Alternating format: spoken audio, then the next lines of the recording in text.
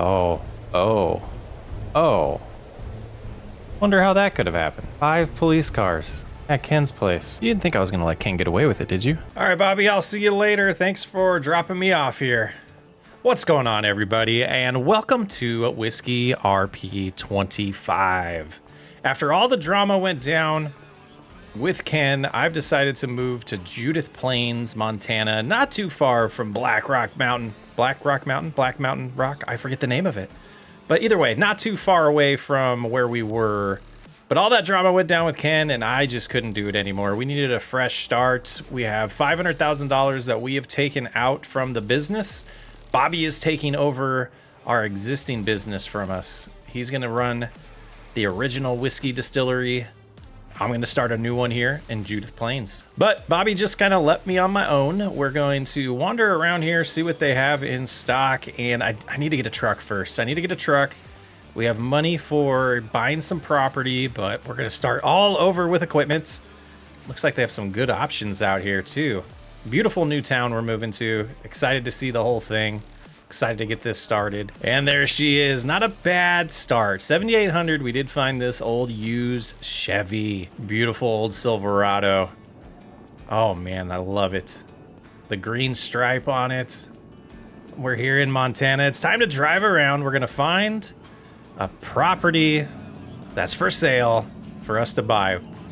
We're starting to dig into our budget here, so got to be a little bit careful with what we spend and make sure we buy a property we can afford and still have money to buy some equipment. But before we do that, I do want to take a drive to a production in town that is for sale that we're going to be eyeing, and we want to find out the price of that first and know what we're targeting for that. And boy, this truck stops on a dime. She's a beauty though.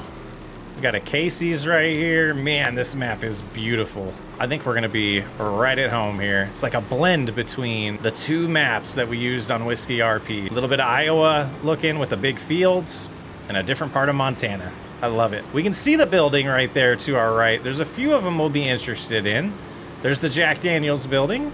There's also looks like a lager building. I don't know if this is the actual route to it, but it looks like, oh yeah, America's oldest brewery. That's sweet. This is the place right here. Good old Jack Daniels. Think this will work. We just got to find out how much they're wanting for it. Quite the facility though. So $240,000 is what we're looking at there. We don't have to start with whiskey. We could go next door and see if that facility is a little bit cheaper for starting.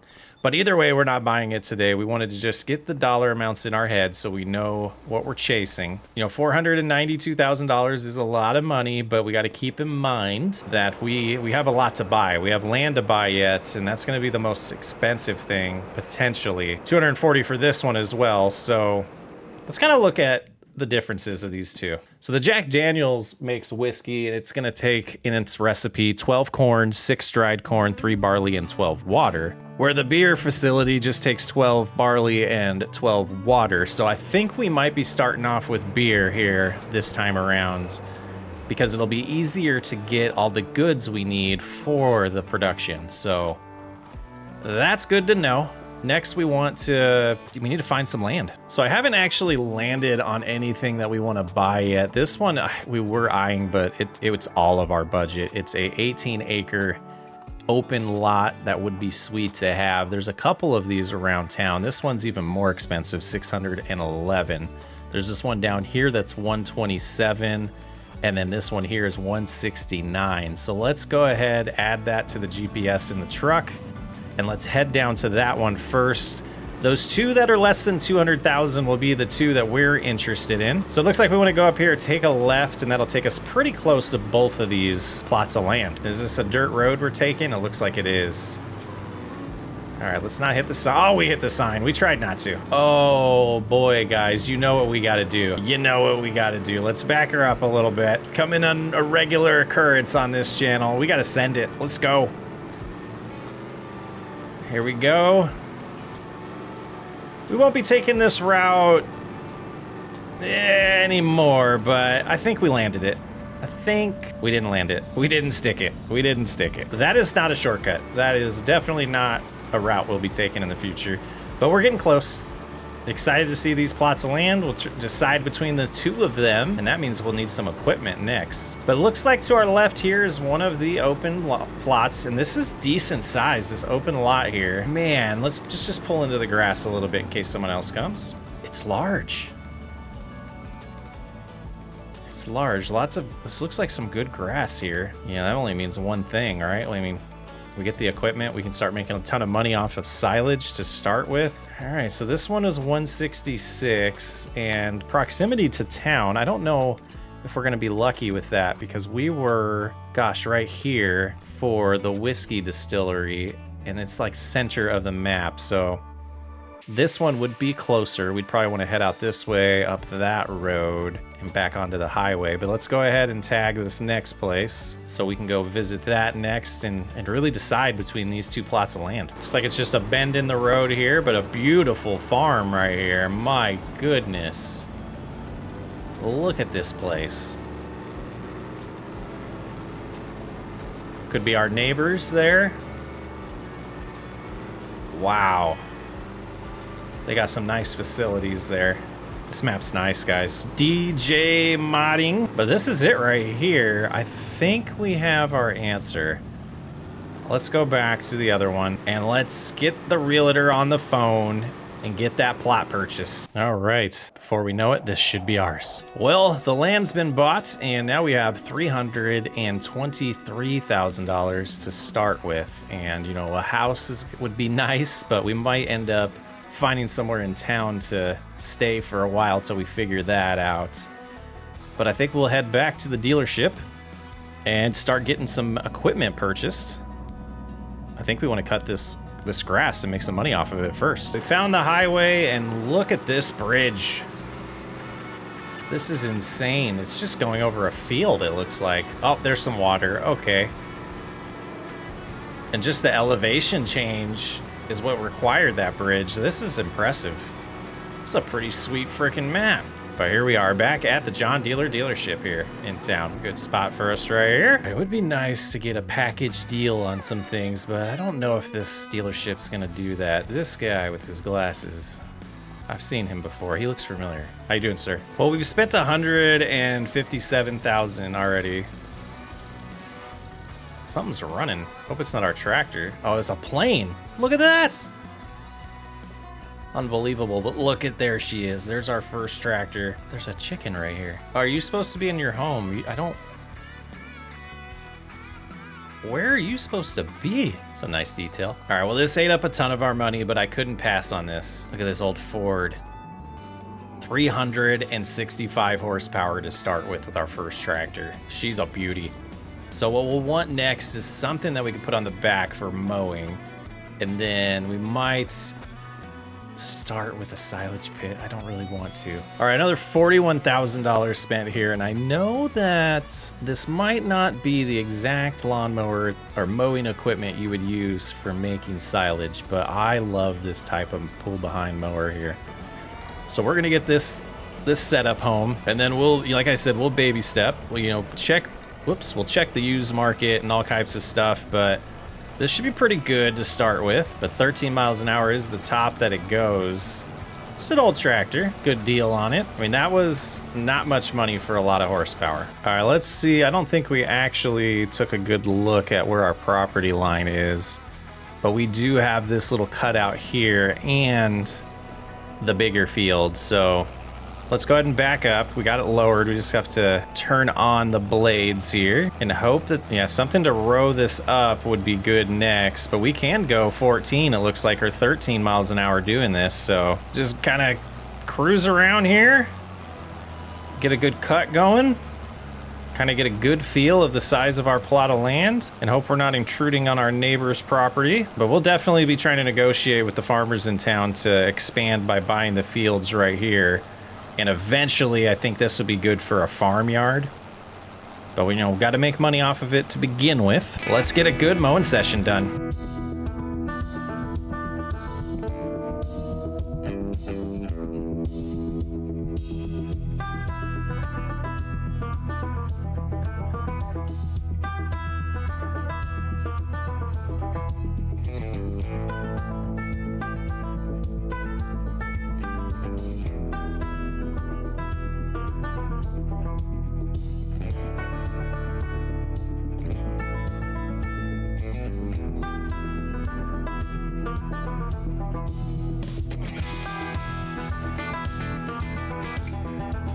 We kind of talked about it at the intro, but if you're not familiar with the Whiskey RP story, I would highly recommend looking up the complete series. It's a 13-hour video, but the FS22 version of Whiskey RP, at the end, we probably put a little clip of it at the beginning of this video, but at the end, you know, Ken did get arrested running an illegal moonshine business in Montana for years, and the reason he was giving us so much trouble is because we were kind of intruding on his land, in his opinion. And the fresh start that I'm getting here was because we weren't treated well. We had a lot of issues, and it's time to move on. We got Bobby running the shop for us in Black Mountain, and we're here now in Judith Plains, starting over.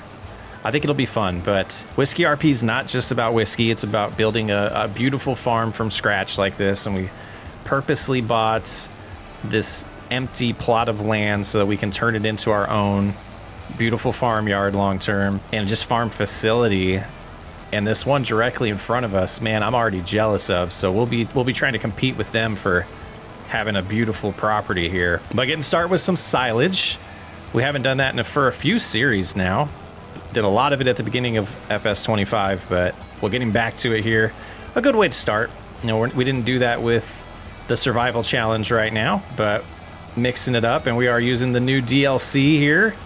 Some of the equipment from it, this beautiful Ford, and I think this is going to be awesome. This will be a long-term tractor for us with all the horsepower that it has. So I spent a little bit more than I really wanted to, but very affordable compared to other tractors with similar horsepower, so I felt like it was a no-brainer to go with here and show off some of the DLC stuff. But finish getting this cut, we'll have to figure out a way to row it up and a way to, you know, turn it into silage, whether that's a forage harvester or not. But we don't have a front loader on this tractor, so getting the goods out of the pit might be a problem, and we could clear a certain area here if we did go with a forage harvester, or a forage wagon, excuse me. That could allow us to, you know, clear that area first and then get a pit delivered.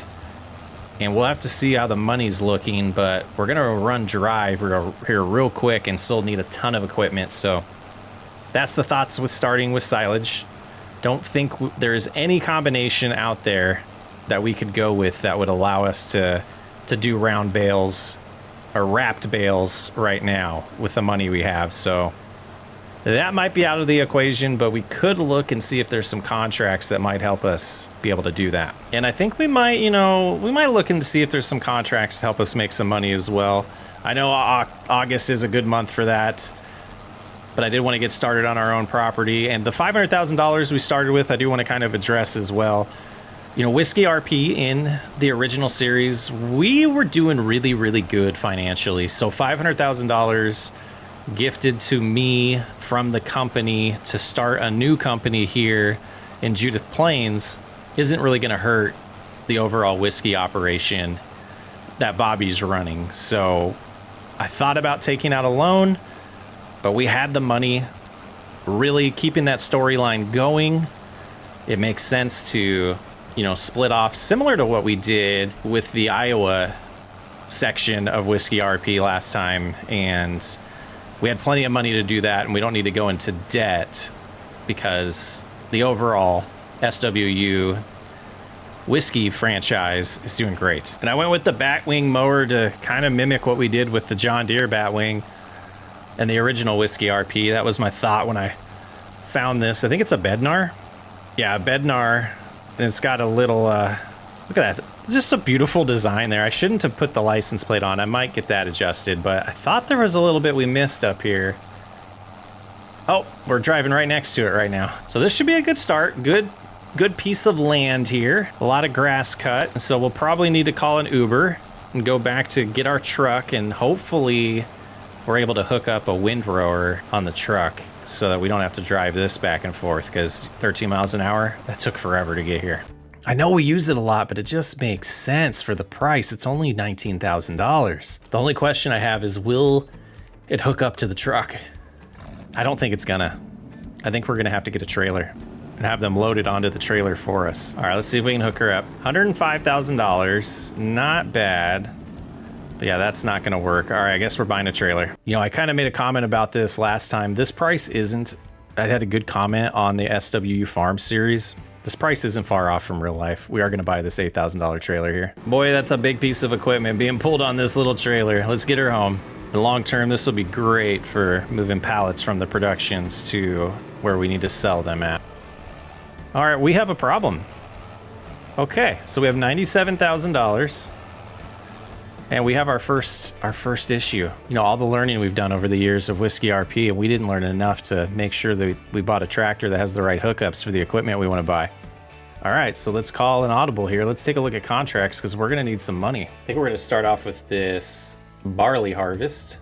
We're going to borrow the equipment. All right, we're going to park in this field to the right. On the edge as much as we can. There we go. We'll have to get to know these farmers too. And hopefully we can stay away from drama this time around. Get into the field. Probably don't want to go this direction though, do we? Let's just open this up a little bit and we'll turn around. Get our guided steering all configured. I don't know, a field this size, I feel like one headland is gonna be enough. So we've got that configured for one headland now. Time to just get this first harvest done for Whiskey RP 25 and start making money towards the mistake we made. We need different equipment. We need another tractor that's going to be able to do a lot of the grass work for us. But I kind of like the mistake we made. It's going to make it a little more challenging. Let's get her done.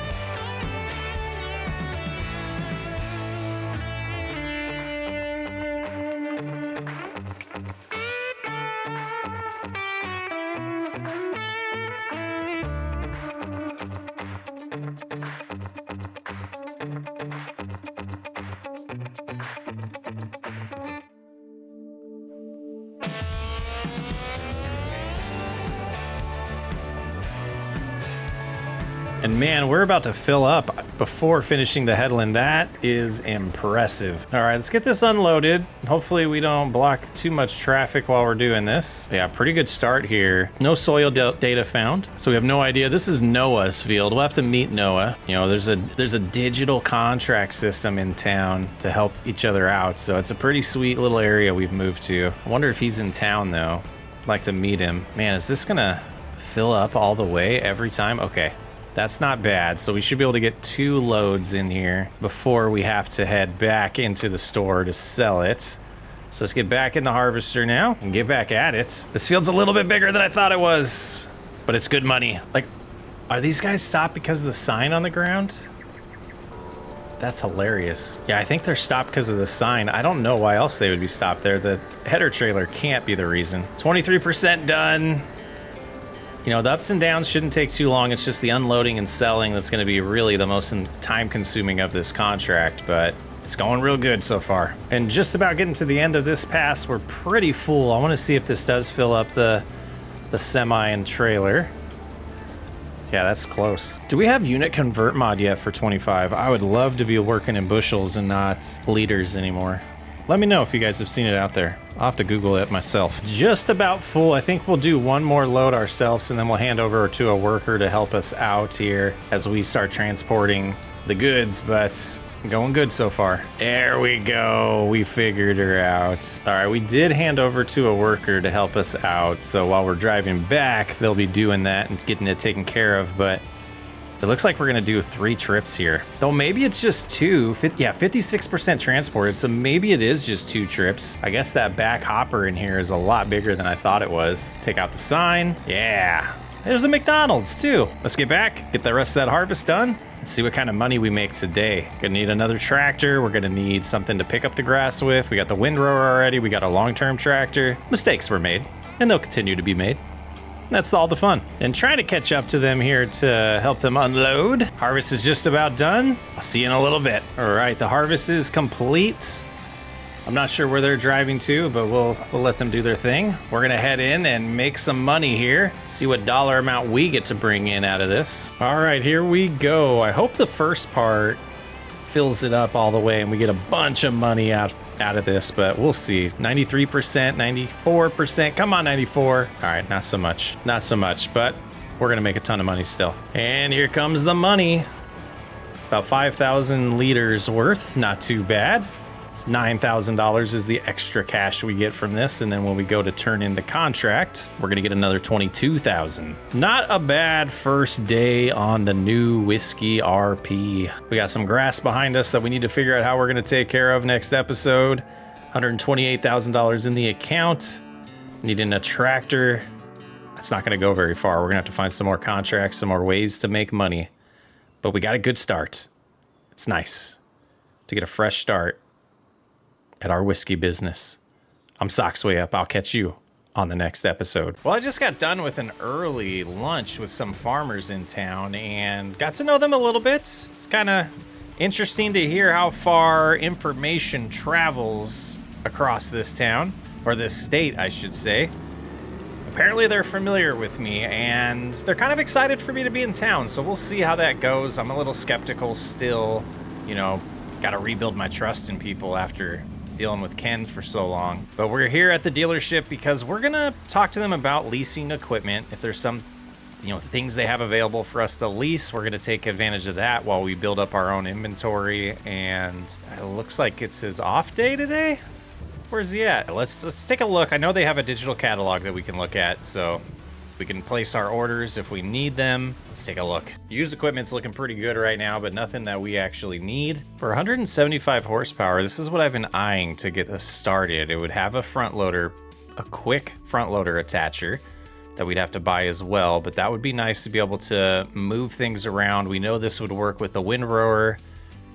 Yeah, I think that's what we're gonna do. And we will buy the cheapest one possible here, $7,500. And all we're gonna need right now is a pallet fork. So that leaves us with $50,000 in the bank account before looking into any contracts today.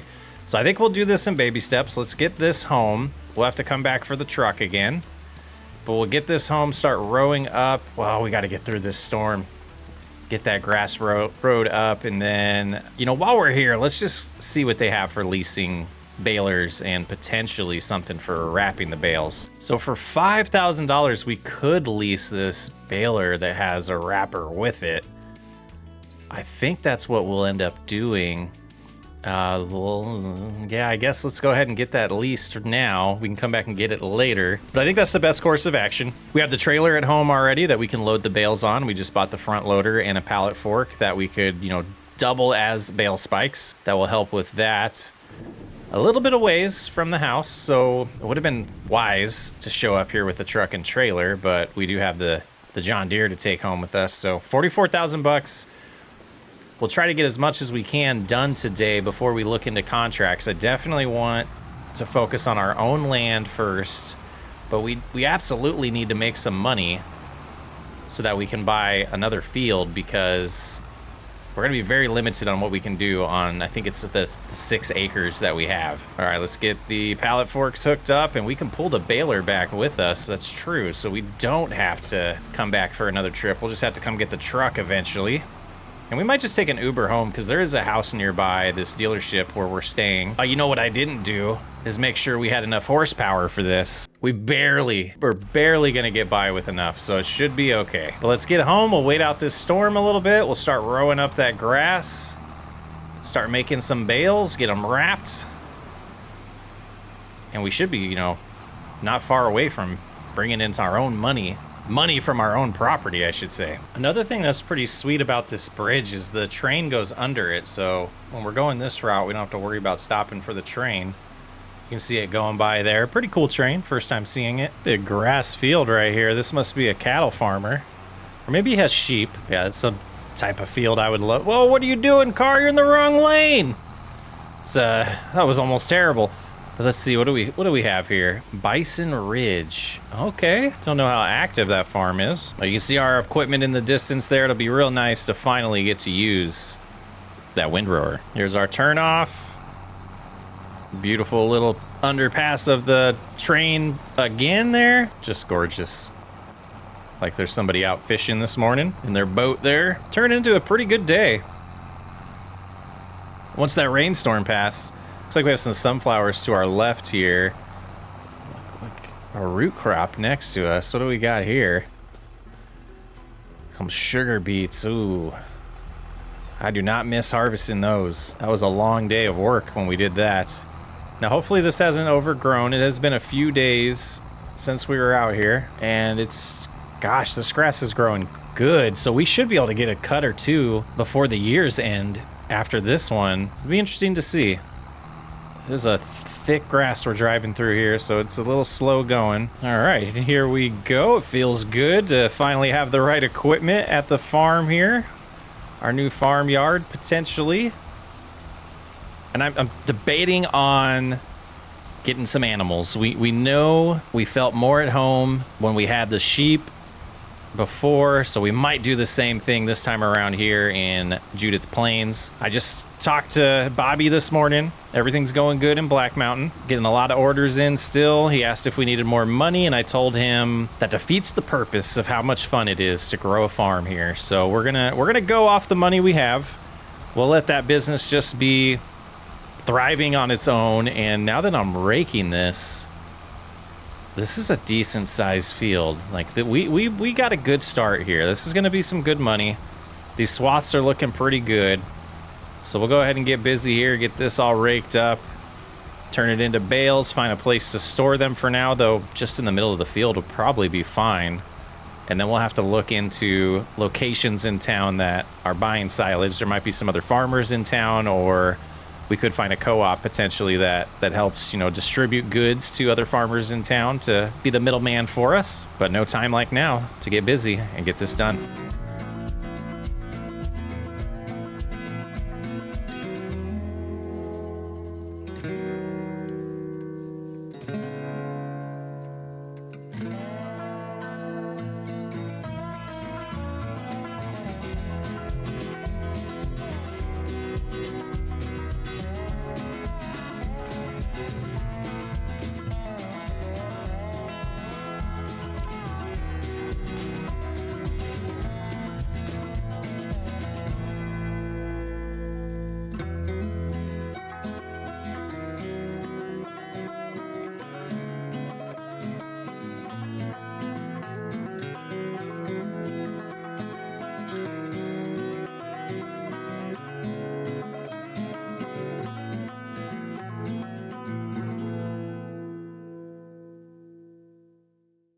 Looking like the last pass here, get everything all rode up. We're gonna have to treat this grass somehow and get all these shrubs and weeds out of here so that we can have just more grass growing.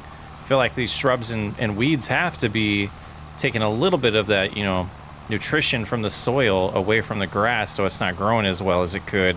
So we'll be looking into how to do that soon.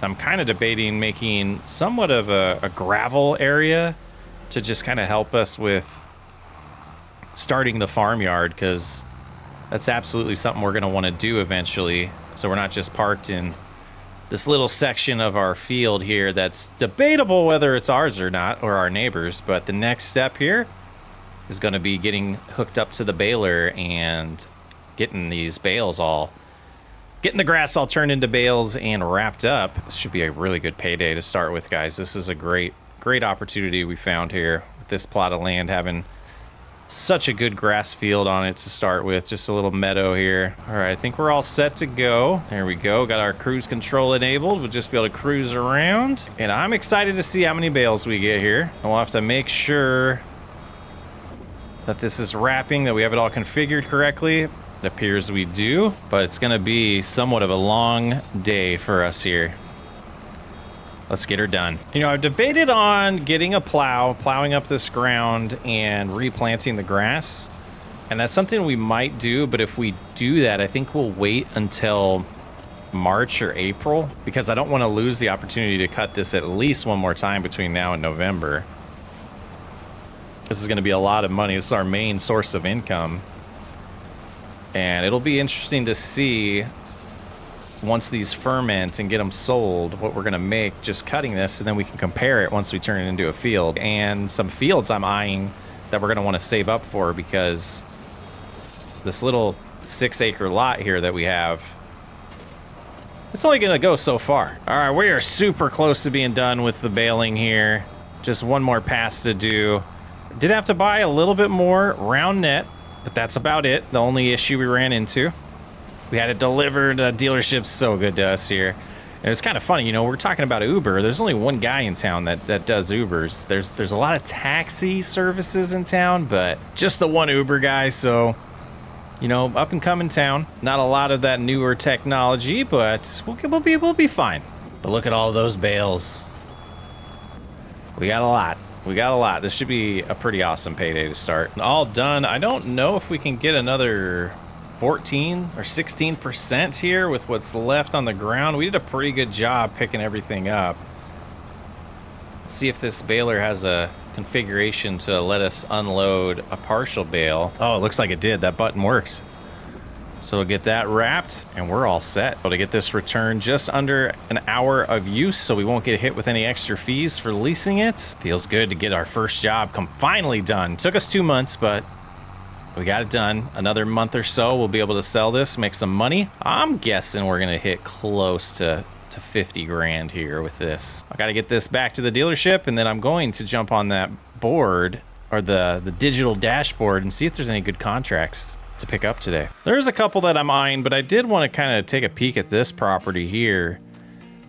Owned by Walter. Walter is a guy in town that was at lunch, actually, so I don't believe sugar beets. He's a sugar beet farmer. Does he own the one next door too, 28? I don't know exactly where his farm is. Ben owns field number 28. Walter owns 26. And from what I understand, it's about $183,000 for that plot of land, which is another 7.5 acres. But I'm just kind of wondering, over here, we have this farm that we've talked about being jealous of. And looking at proximity of fields, and this one, not near an actual farm, I feel like Walter would be more likely to sell that than this field that, let's not walk in his field. Let's not damage his peas. But I'm wondering if this is Walter's farm, and this field's more attached to it, where this one, it's a little farther away, so we might be able to convince him to sell that. We'll have to give him a good price for it, but these peas are ready to harvest. I don't know if he needs help with that. That looks like a big job. I mean, look at this property too. He's got this sweet house with is this a detached garage with a little overpass here? No, it's just another like secondary house. I don't see anyone home. This is a gorgeous farm that they have here though. And then this is that bridge we came over to get here. Timber and Sage, I believe this is the co-op in town, so we're in pretty good proximity to them. Looks like they got some dryers going here for some grain and lots of bins. Pretty sweet. But yeah, we'll hopefully meet up with Walter later on, see about that field, but we're nowhere near being able to afford it, so maybe we don't bring it up yet. All right, getting started with a canola contract here. It's not as big as the last one. I think this one pays about $15,000, but you can see the field, pretty decent size. We'll be able to get it done here with this John Deere S7 harvester, and it looks like we have a Mac Don header that we're using. Pretty clean. See how far we can get before we need to get the grain cart over here to unload this bad boy. But just taking every opportunity we can to use our time wisely and make some money. There's nothing for us to do on our property, so right now helping out farmers in town, getting to know them. This one is a farmer by the name of Katie who owns it. But building all these relationships here, you never know when they're going to come in handy. Have something that we can help them with, later on, or helping them now, and maybe there's something they can help us with down the line. Decided to do 2 headlands on this, and one's done, and we have 57% full of the hopper in the harvester. So this is going to be a really quick contract, since we aren't filling up as quickly as we were on the last one. So it's definitely going to be less trips to the store to sell, even though I believe with this contract we have a smaller grain cart, so that might be somewhat of an issue, but canola doesn't yield as well as what we did last month, so less times filling up the harvester means there's less time for me to stop and more time for me to get done with what we're doing. I'm loving it. These fields are sweet. This map's amazing. I don't think it's going to come to console. I don't think DJ's maps ever do. But those of you that have PCs and can run a 4X map, I highly recommend it.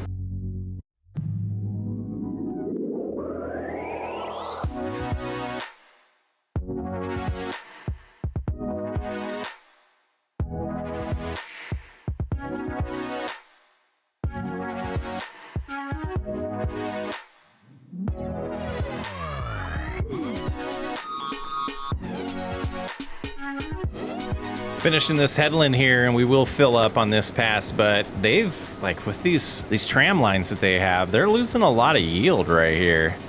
That's a big section that there's no product to be harvested. I wonder, you know, if we're going to be able to prevent that on our fields when we get to it. Here's a little bit better. They must have had some different equipment out here back there that caused those lines. Interesting stuff. Learning a little bit about this town and how they do their farming, but it's all good. It's all good. I love learning about other towns. And this one's my new home. And a pretty good sized grain cart, so we should be able to, I believe we're gonna get at least 2 loads of the harvester in here before we have to go sell. We'll see once it gets completely full here, but I'm gonna try to keep it level in here so we don't wanna overflow one side and lose a little bit of product. Try to keep it level in the grain cart. All right, 31% filled up in the harvest, or in the grain cart there, so we'll do at least 3 complete loads before we have to worry about taking that in to get sold. And that might be the entire field now that I look at it. So pretty easy contract compared to what we did last month. Gonna pay us pretty good, not as well as last month's, but every dollar's gonna help. And I'm really trying to decide what kind of animals I want to start with. I'm leaning towards goats.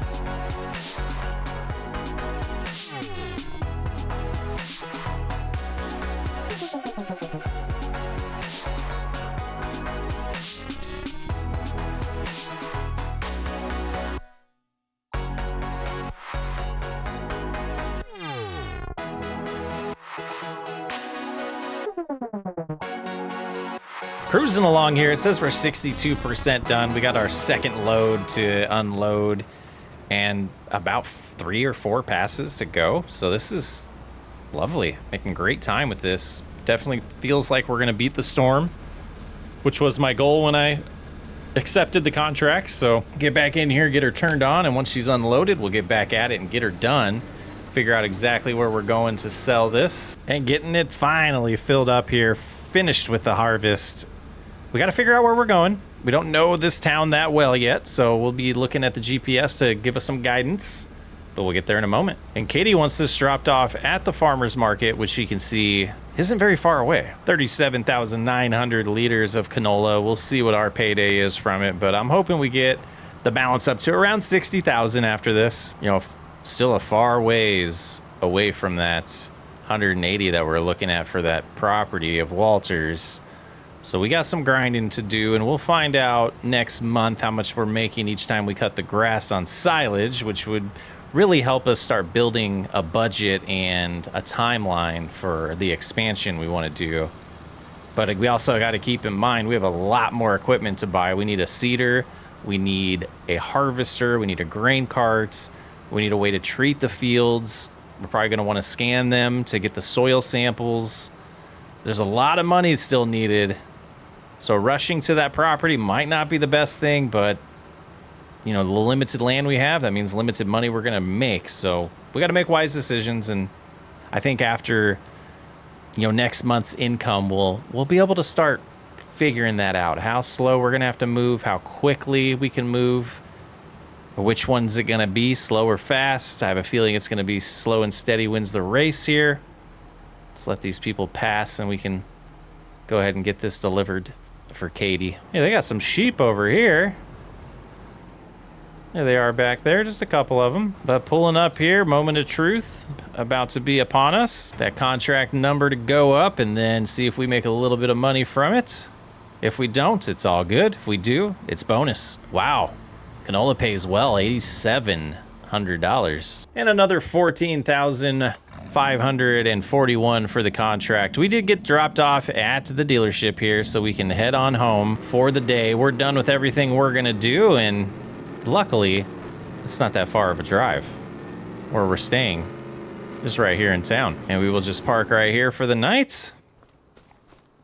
And I will see you guys on the next episode. I'm Socksway Up. Thanks for hanging out. Catch you on the next one. What is happening, everybody, and welcome back to Whiskey RP. We are on October the 3rd episode here. We're doing a sorghum field, field 59. Ben owns this field. It's a quick, perfect contract. The selling location is directly behind us, so they're gonna be selling the sorghum right here, so we don't have to go very far. This is an ideal contract. So what we're doing right now on our farm is literally waiting for the grass to ferment, and once it becomes silage, we're gonna get it sold today and see how much money we're gonna make per cut of our property. That'll allow us to make decisions on if we're going to plant a field in the spring or if we're gonna just leave it as it is. Do we want to use some of that property to maybe get goats or sheep? Do we want to start creating our farmyard already? All those decisions will start being made based off of learning the income that we're gonna get from the first cut of the grass there. We got a clause here, the Lexon 8900 with another Mac'd on header, making quick work of this sorghum harvest. Should be pretty good money as well, and just thought it was a perfect contract. I saw the sales location was right next to the field and we couldn't pass on it. We need as much money as we can get. Really want to get to the point where we can buy one of those buildings right over yonder, the whiskey factory and the beer distillery. So we're going to be taking every opportunity we can to make some money, get to know our neighbors, and eventually make progress on our own land.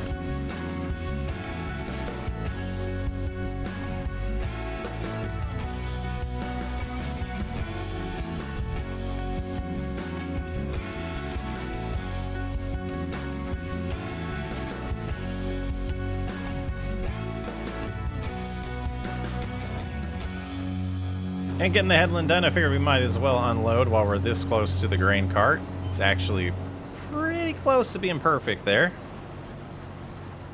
And luckily with this equipment, we won't have to do a lot of trips as we mentioned. So 14,000 is what we're looking at getting from this contract, and that is without selling any goods. We do know that all the contracts in this town, they pay a little bit extra after you deliver everything that the farmer expected. So that's where we're making our big bang here. 14,000 is going to help, but we're hoping to get another maybe 6 or 7 from the extra grain that we get to sell, the extra sorghum here. So we'll start the ups and downs, and you know, this contract is well on its way to being done. And then we'll get back to our land and start making some decisions. I was getting super impressed with how far we're getting without unloading and forgetting that we did unload almost with a full headland done. So this is about right. Pretty good yield here on Ben's farm, or Ben's field here. I think we will stop at the end of this pass and unload though, and we should be able to potentially do the rest, even though these passes are getting a little farther, a little longer passes. Some good progress here. Really itching to get over to our own land and work on things that are going to benefit us long term. You know, the money will help, but it always feels better to make progress on your own property. Is this my first time noticing? Did they change the color of sorghum this game? It seems way more, maybe it's this map, but it seems way more orange than it used to be to me. I don't know. Maybe I'm crazy. Maybe I'm crazy. That's very possible, guys. It's very possible. All right, that thing's pretty close to being full. I think next time we'll top it off here if we get another full load. Otherwise, we'll get this thing done. Either way, I think we will have to do at least two dumps over across the street. No stress here. Just stating the update here. Let's get her done. Oh, it looks like we are going to have to hold off on finishing the harvest until we do sell. 97%. Let's go ahead and go dump this across the street, go unload, finish the harvest. Not a bad way to start the morning. Just a quick little contract for Ben here. Start earning a little respect from everyone in town. And hopefully that'll lead to some opportunities for us down the line. This looks like the entrance here. The farmer's market again. Seems a little busy this morning here. There's the sheep. Love to see it. 80% done. We're pretty much done with the harvest though, so that number should skyrocket after dropping this off. And here we go, dumping the sorghum. Love to see it get to like 93%, 92, not bad, not bad. We got a good amount over to unload. It says 62% transported. That makes me a little nervous, not gonna lie, not gonna lie. Just get it unloaded, finish the harvest, and see what happens. I always get nervous though. It's nothing new here. The power tube is definitely one of my favorite grain carts though. I do like the, oh, I forget what they're called now. The gravity wagons, but these ones are pretty sweet. A lot fits in here, and even if you get the extension, even more fits. Pretty good piece of equipment in my opinion. All right, 18,000 and then probably another, I don't know, 300 liters that we'll get here. So we'll go prep this at the end so we can just instantly unload it and get her done. I was a little aggressive with that number. We did get 726 liters, not too bad. 18,726 is the final number of this last load. Should be plenty. 62% full here. Yeah, we got enough. Moment of truth. Another 6 grand. That's not bad. That's not bad at all. And we'll collect from Ben another $13,252 to bring our balance to 82,960. Oh. I guess we're a little late. It looks like everything is sold out. That's not the best thing to see, but it looks like there's opportunity to help populate the farmer's market ourselves. All right, little jog home. Little morning jog, never hurt anybody. Let's go ahead and head that way. I think we'll take this route, and I'll see you there. Well, based on my calculations, we do have one load already filled up there. I don't think later this afternoon when we are able to sell these, and this grass is, it's looking pretty thick here. I don't know if it's ready to cut or if we should wait till November.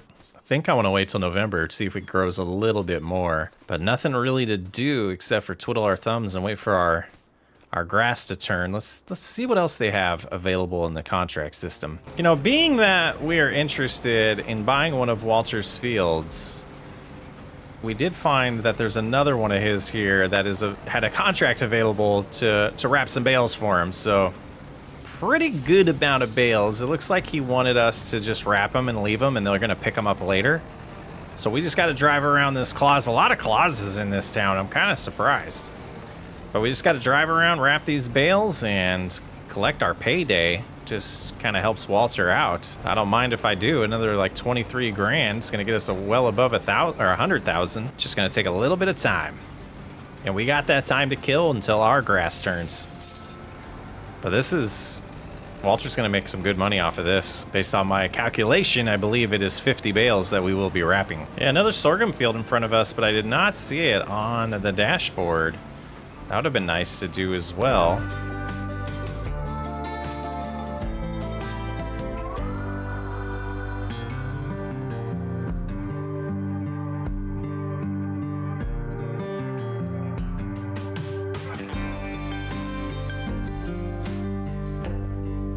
Basically getting bored, and I kind of wanted to see what it was like to go in cab.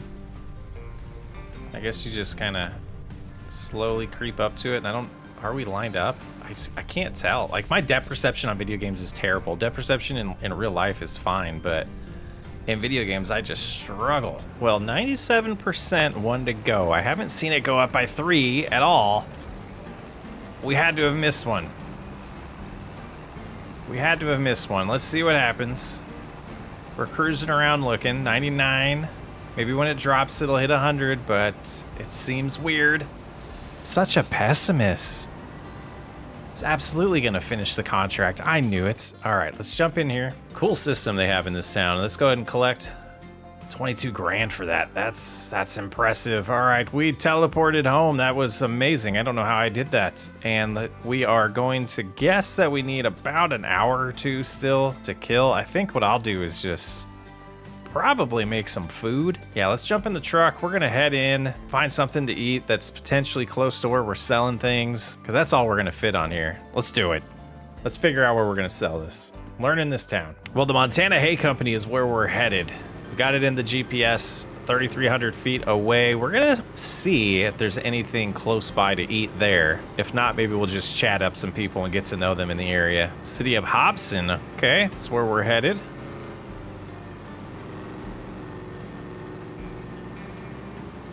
And we gotta get back there. I assume we go up here and take a left somewhere.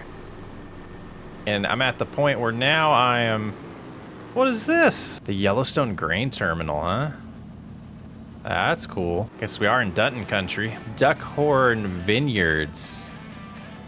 You know, we've gone into this part of the industry before. The winery is $240,000 in town. That's something we might think about.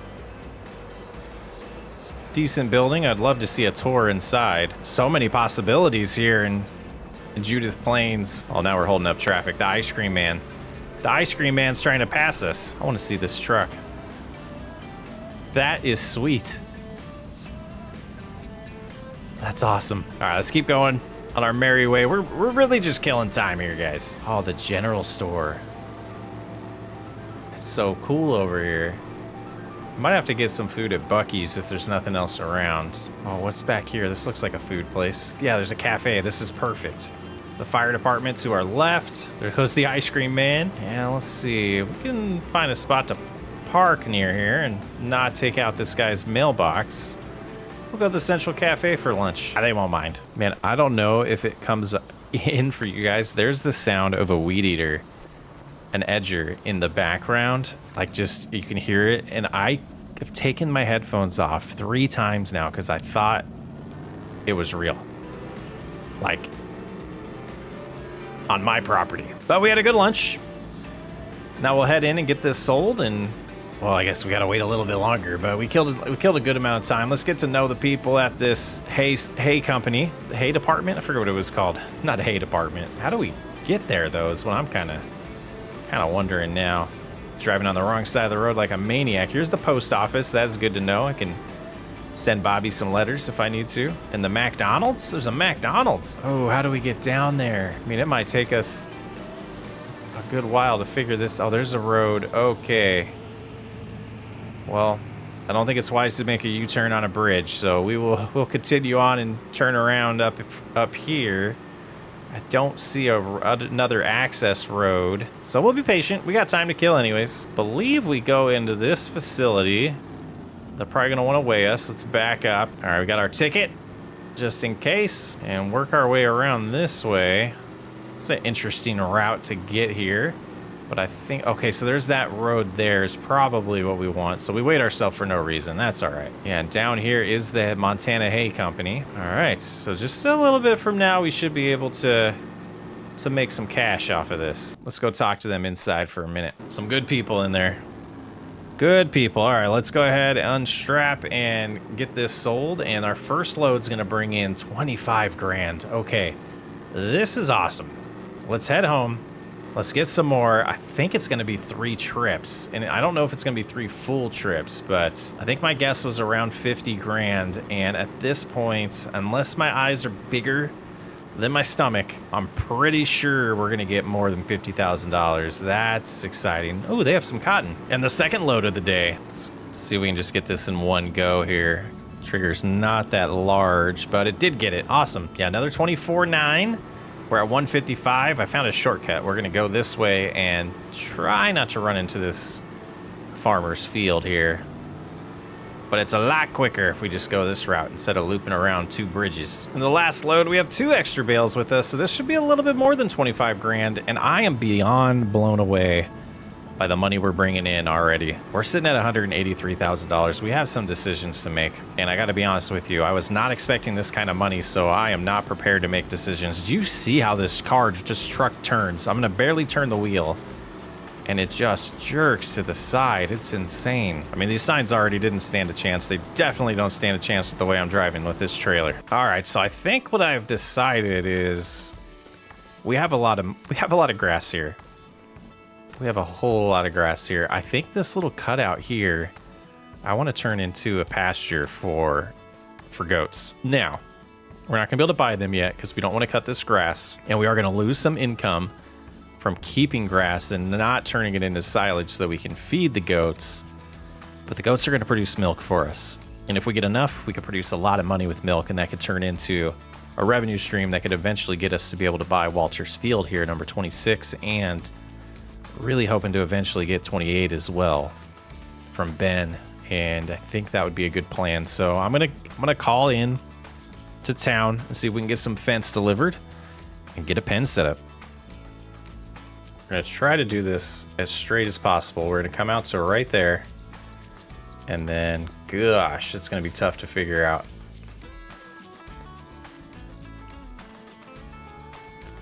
Go ahead and grab it about right here, turn around, try to go straight. The fences do look terrible when you don't. Land not owned by you. Okay, no. How do I delete? How do I do previous? H, and then straighten it back out once we get to what seems like the edge of our property. I kind of do want to put this tree in the enclosure. Keeping an eye on money. I know this is gonna be pretty expensive, but oh, that's terrible. All right, let's go H. And then I guess we got to turn this way as well. Yeah, some upgrades to this would be sweet. I don't know if there's some scripts that people can make. Let's go to about right there. And then now we have a better view to try to straighten this out to about right there. Let's see how, nope. We do, whoop, nope. Hit escape. Show the struggles, and then I guess we're just gonna go straight all the way in here. There we go. Yes, we want to plant meadow. Okay, I hit yes, but nothing showed up. Maybe it'll show up tomorrow, or maybe that's how meadow looks in this map. But we have capacity for 42 animals, 72 animals here, but no ability to purchase them yet. And we should have flattened this first. That looks hideous, but pretty nice. We'll need food next. If we have meadow in the morning, I guess we could, meadow will be produced tomorrow, I believe. It looks like we missed a little bit here, but that's a lot of grass we're not going to be able to cut. And it would have been nice to plant some trees first. I think that's something I want to look into next, actually. Been contemplating our plans. I notice Walter let his peas wither. I wonder what's going on. That's a lot of lost money right there. Didn't take care of the weeds. I wonder if the same thing's gonna happen to this field. I found it interesting that it didn't show up in the contract system, and I haven't seen anyone out here prepping to do any work on it. Just kind of makes me think maybe he's gonna retire. Maybe it won't be that hard to talk him into buying these from him. If he's not even taking care of his existing fields, maybe that whole property would go for sale. I'm gonna head over there. I wanna see if they're home. This is pretty sweet right here. No vehicles, nothing in here. I don't see anyone around. I am kind of trespassing right now. See in this window, get a better view. Yeah, everything's cleaned out here. Interesting. Just a huge field just gone to waste. Grass overgrowing in the sandbox here. And then we have a grass field that's owned by Walter that's ready to harvest that hasn't been touched. Oh, interesting. Is this a grass field as well? My data shows that this is not owned by Walter, so just the house and the few fields surrounding. Another one of Ben's fields is right here. I don't know, guys. This is bizarre. No equipment, nothing anywhere. I don't want to go up to the house. Maybe I should. It's a big propane tank for a house. There's still stuff in the house. I mean, is this where you would knock if you were visiting, or would we go in here? I think we would go in here. Let's see if anyone's home. No response. We gotta get to the bottom of this, because if this goes on the market, we've got to snag it up. We've got to figure out a way, and whether that's calling Bobby and getting money, or I really don't want to do that. But if this opportunity does pop up, there's just nothing here. Yeah, nothing at all. Beautiful little garage here, though. I'm going to keep investigating this. I got to go to that lunch again with all the farmers in town and see if Walter shows up and figure out a tactful way to ask him what's going on. Seeing if this shed that's over here, if there's anything that marks the property lines, tell me whose this is, because it's empty, awkwardly. A little bit of forest here. It's nice that they preserved this. A pretty good sized forest. And then a little creek right here that seems to be dried up this time of year. And then Noah let his wither. What's happening to this town? Are these farmers abandoning their fields? Man, interesting times. Let's head home. The sun is getting close to setting. We're gonna head back into town and head to the place we're staying. We got some investigating to do. We got to find out what's going on. If those fields, if that property, if it ends up on the market, I just feel like it's in our best interest to try to snag it up. I don't know how quickly we could liquidate money from the whiskey company in Black Mountain, but it's something we might start wanting to think about. And I'm gonna definitely get on the phone with Bobby and see how sales are going. I've been trying to ignore the details while I focus here and keep my brain just focused on Judith Plains and not worry about what Bobby's got going on. He's been running it. He's doing great. But we got to get to the bottom of this. Figure out what the plan is. If it's something we're going to be able to purchase, or, I mean, I guess technically Walter could give it to someone in his family. Only time will tell, though. Maybe somebody will be in one of these restaurants in town. I don't think we can park that close to a stop sign. We need to back up a little bit. That should be good. That should do it. All right, I'm going to go to Tim Hortons. We're going to see if anybody's in town. But I'm going to shut the recording off at this point, and I'm going to catch you guys in November. I'm Socksway up. Thanks for hanging out. I will catch you on the next episode. Welcome back to Whiskey RP. Today, our primary focus is going to be on getting some goats, and the first thing we're going to need for that is some feed for them. I'm going to drive around. We figured out how to adjust the mower to actually do swaths for us. We potentially might sell the windrower, but the first things first, we're going to loop around our property multiple times, get a good amount of this cut. We're going to have to figure out if we want to purchase a baler this time or keep leasing that. Get this baled up as grass for the goats, and then hope to have a decent amount left over to make some more silage so we can keep making profit. We are going to get a decent amount of milk over time from the goats, and we'll have to figure out if there's somewhere in town that will purchase that without us having to process it. I want to sell just the raw milk. I don't want to have to do anything with it. I want to just make profit off of it that way to begin with.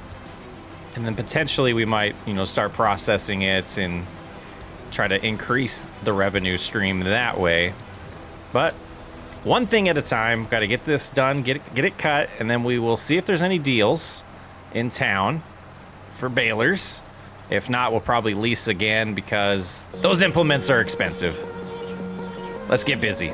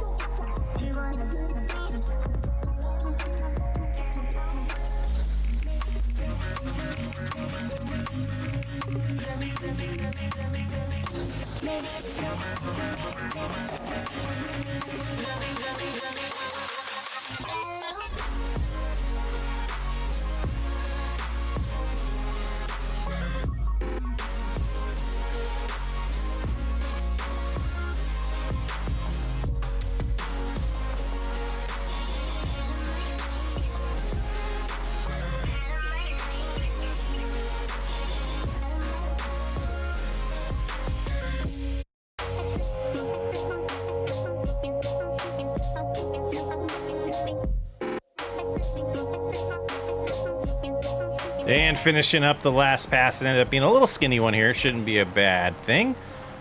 But I'm kind of debating, like, how much of this grass do we want to save for the sheep? And how much do we want to just make silage?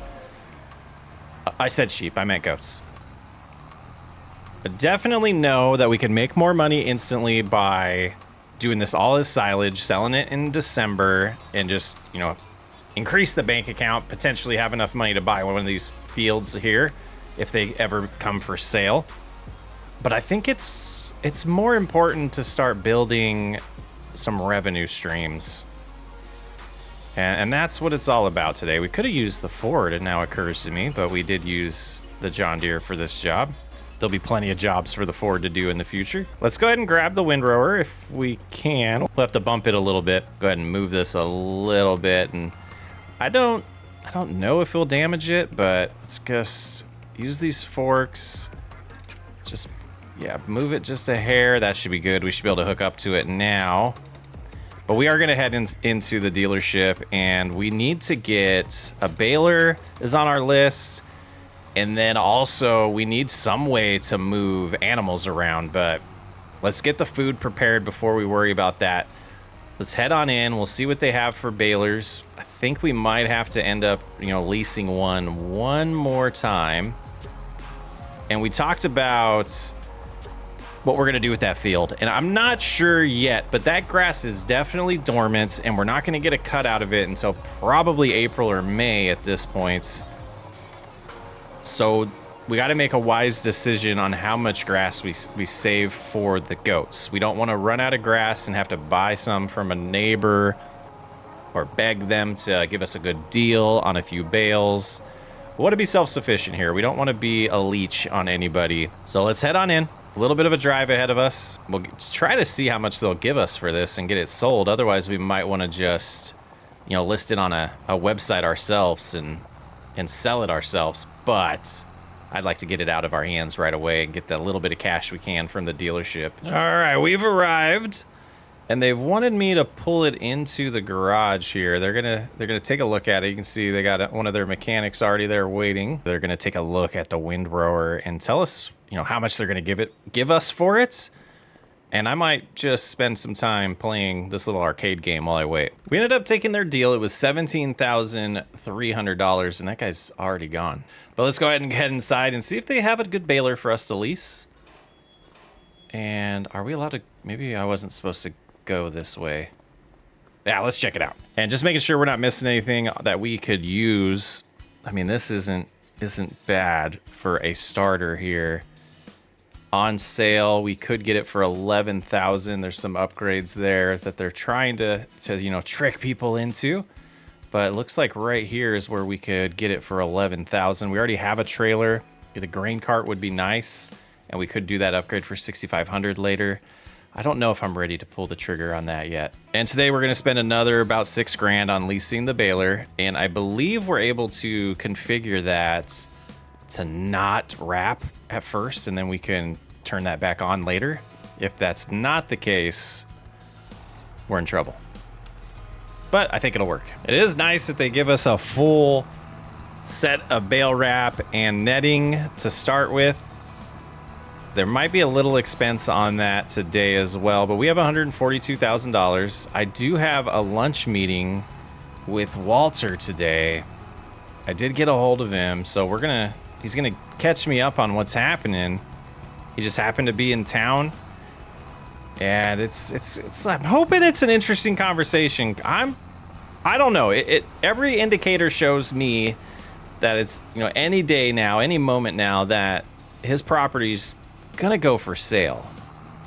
And I'm just interested in what that price might be. So I don't think we'll ever be able to afford the entire lot of it, you know, all of his fields, the farmyard, the house and everything. But maybe we can get him to sell us one of the fields, possibly. But I'll definitely keep you updated after that happens and let you know. We definitely need to find a way to jumpstart getting more fields, because we're gonna need a lot of barley. We're gonna need a lot of all the ingredients for whiskey and beer. It's time to start negotiating and try to figure that out. But let's go get this stuff baled. We also are looking into getting a used trailer to pull the animals, an animal trailer. So when we go pick up the goats later today, we got a lot to get accomplished, a lot of information to find out potentially too. Should be a good day for us. We sure did start pretty close to the fence here. It's going to be somewhat of a challenge to get this, but we should be able to just drive on top of the grass and back up. You know, straighten out and back up. Yeah, that's not too bad. We'll figure it out. I'm debating. I want to see how quickly we make bales before I really decide how many we're going to do grass. And I'm kind of thinking maybe we do all of them grass this time. But we'll see. Maybe we'll get to, well, how much? Let me remember. If we can get about, I don't want to say 70. What if we get 35,000? So if we do 10 bales that are grass, that could be a good start. And we're not going to get a ton of goats, so 10 should go and last us a good amount of time. So I think that's the plan here. That's 2 down. We'll get 8 more, and then we'll turn the wrapper back on.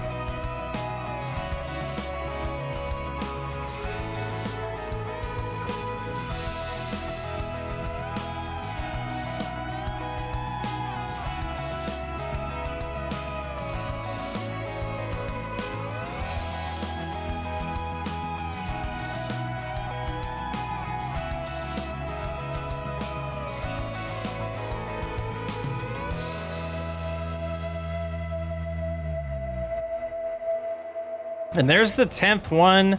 I think I'm going to push it to 15. Being that we've barely completed the headland and we're already at 10, I feel confident doing another 5, and then we'll turn the wrapper on. And at that point, we'll start making the silage bales. It seems like that would be safe. I mean, we're going to lose a little bit of money by not making silage, but if we have extra grass, next time we do cut this field, if that's April or May, like we talked about earlier, and we still have grass left over, we can do all silage at that point and kind of make up the difference for the extra grass. That's the plan. And there's bale number 15. After this drops, I'll pull this lever here and that'll reactivate the bale wrapper. And we'll test that out here. It shouldn't take too long to get another bale. These are somewhat small. They'll be easy to move around with this John Deere and the front loader. But they do fill up quick. So lots of stopping. And let's see if this did the trick. It did. All right, so we'll see how many we get wrapped here. All of this is going to be profit next month. Let's keep on keeping on. And doing the last pass here. Getting our 50th bale next, so that'll put us at 35 for ours. 25. 35. Math's hard. 35 for ours.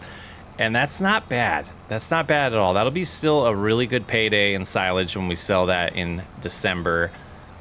And I'm cutting it close. I'm supposed to get back up by the dealership to meet Walter for lunch here. I'm going to take the truck and we're going to get hopefully the goats on the way back as well. Really interested in that conversation with Walter and see how it goes. I ran into him yesterday at a store and just like, hey, you're in town. I noticed all your equipment's gone. What's going on? He's like, let's get together tomorrow for lunch and I'll fill you in on everything and see how it goes from there. I don't know if he has something in mind, but we're gonna find out shortly.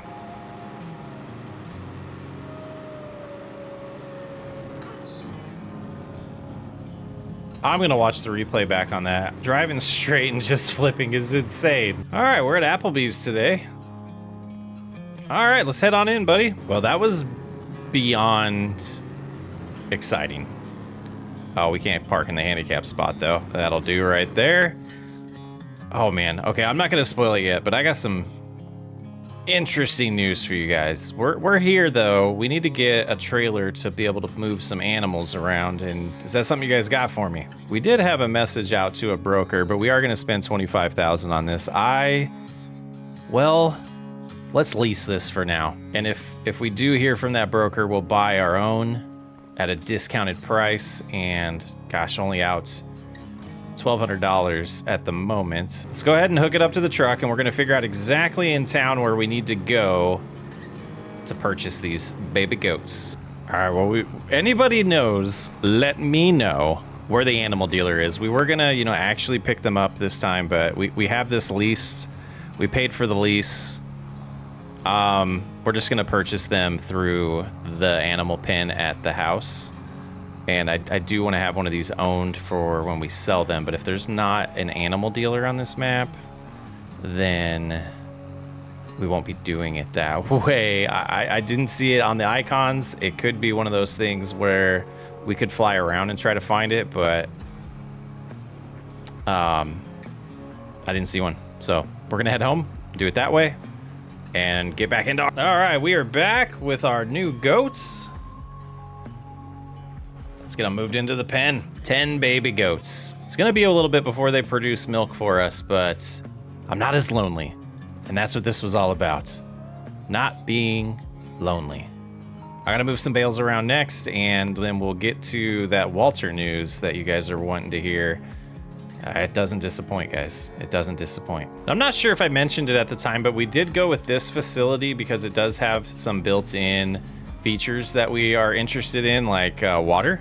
So we don't have to get them water all the time. It is plumbed. You can see the water tray is full. It'll automatically fill up because there's a spigot and, you know, plumbing inside here that takes care of that for us. We have a little bit in here. They're eating it already. 35. Well, I don't know how we got 35, 37. All right, so let's talk about what we talked to Walter about. You can see we are in his field, the sugar beet field, going and harvesting it for him. We rented this equipment. We rented the truck and trailer back there as well. So the plan is that this field's ours now. That's simple. Just kidding, it's not that simple. So what Walter is wanting from us is $200,000. We didn't have $200,000, so I decided to negotiate with him, and it was, you know, I'm trying to take the credit here, but it was really Walter's idea. So what we're gonna do is, until we pay him back, 50% of every harvest we're gonna send to him. So if we make $50,000, we're gonna send him 25 of it, and that'll bring our balance down to 175,000.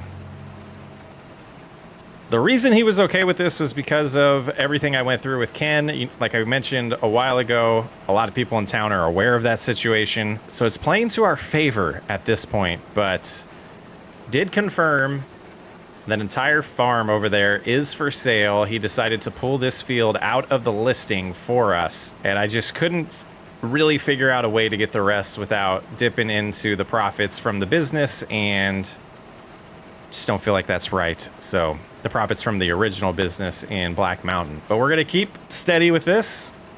And this is, you know, from what I understand, he was gonna let this wither. He was gonna let it wither like the other fields, and that's part of what his negotiation was for. It was like, he's not gonna do it, so might as well have somebody harvest it. So I did, like I said, our balance is down to 91,000 because it was pretty expensive to lease this equipment. So we could be taking well, most likely we're taking a loss on it, but the reality is we gained a field. And a field that doesn't have very good yield, almost the worst yield possible, according to our data so far. But I think this is absolutely a great opportunity for us. We got lucky with this. Kind of think of it as a lease to own, with the stipulation that we only have to pay him when we make money off of it. And it's not like making profits. We don't get the money back for the investment we put into it for seed and fertilizer, and when we get the soil sampled and all that. It is, the agreement was when we have a harvest, the income we make from that, we'll give him half until it's paid off. And, you know, kind of hoping that there becomes an opportunity at some point where we can say we're ready to pay it off early, or we'll keep taking advantage of it and use our money, you know, our extra money that we would use for that, for many other things. So it's going to be a long day, though. Not the best or biggest fan of sugar beets. And to be honest with you, I have no idea what they're worth. And I'm not interested in storing them on the ground. So whatever they're going for today is what we're selling them for. That's enough rambling. It's time to bust this out. And we're not going to quite be able to get around another time, so we're going to go ahead and just drop this off right now in the truck, even though, who parked it like that? There we go. It's unloading now, and I don't know how many trips this is going to be. It might be a lot. My plan was to get the headlands done and hand over to a helper we found in town to help us out, but he hasn't arrived yet, and we might be able to do that before he gets here, just to get a head start. So that was about 45% full. Good to know. Let's go ahead and get back to where we were. This is going to be quite the job. My math was terrible there earlier. We're getting about 25 to 30% per time that we loop around. And yeah, I'm going 13 miles an hour to do this. So we could have got around again last time. So we will do the fifth headland here, unload it, hand it over to a worker. And at that point, we're going to have to go in and find where we're selling this, because the trailer will be full, but a lot of capacity in this sugar beet harvester. So it makes it not as painful as it could be. The only thing that's really a struggle is the width here. You know, what is that, like six rows that it's getting? So not my favorite, but doing what we got to do, because this is a huge financial opportunity for us. And we are getting 50 tons per hectare, it looks like, and that's 62% of what the yield could be on this field is what the data is telling us right now. The unfortunate part with the time of year that we're harvesting this is we don't have time to put in any crops that would be really ready for us to harvest in the summer, so we're gonna have to focus on something to plant in the spring. And I got way too close here. Let's go ahead and maybe close this, and then when we get over it, we can open it again. Yeah, that seems to be a good solution, though it still hit. There it goes. But yeah, so we'll have to figure something out. Maybe we will do something like oats, and we don't own any productions yet that need the crops, so maybe we'll do something like soybeans, but I'm probably going to look for something that's a quick turnaround that potentially could get us to harvest in the summer. And then if we can plant barley or wheat in the fall, I think that's going to be the course of action that would suit the business the best.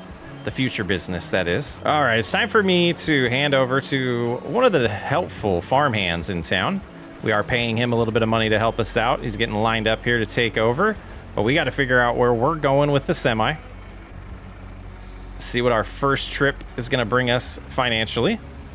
Let's open up our tablet here and take a look. All types of establishments in town take sugar beets, but we found one that is paying the most for it right now, which is only $602 per 1,000 liters. We have 59,000 here so far. It's gonna make pretty decent payday. If we can do 3 of these trips, we're gonna take a good chunk out of that debt already. It feels like debt, but in all the times that I've taken out loans, this feels like the safest way to do it. There's no timetable on it.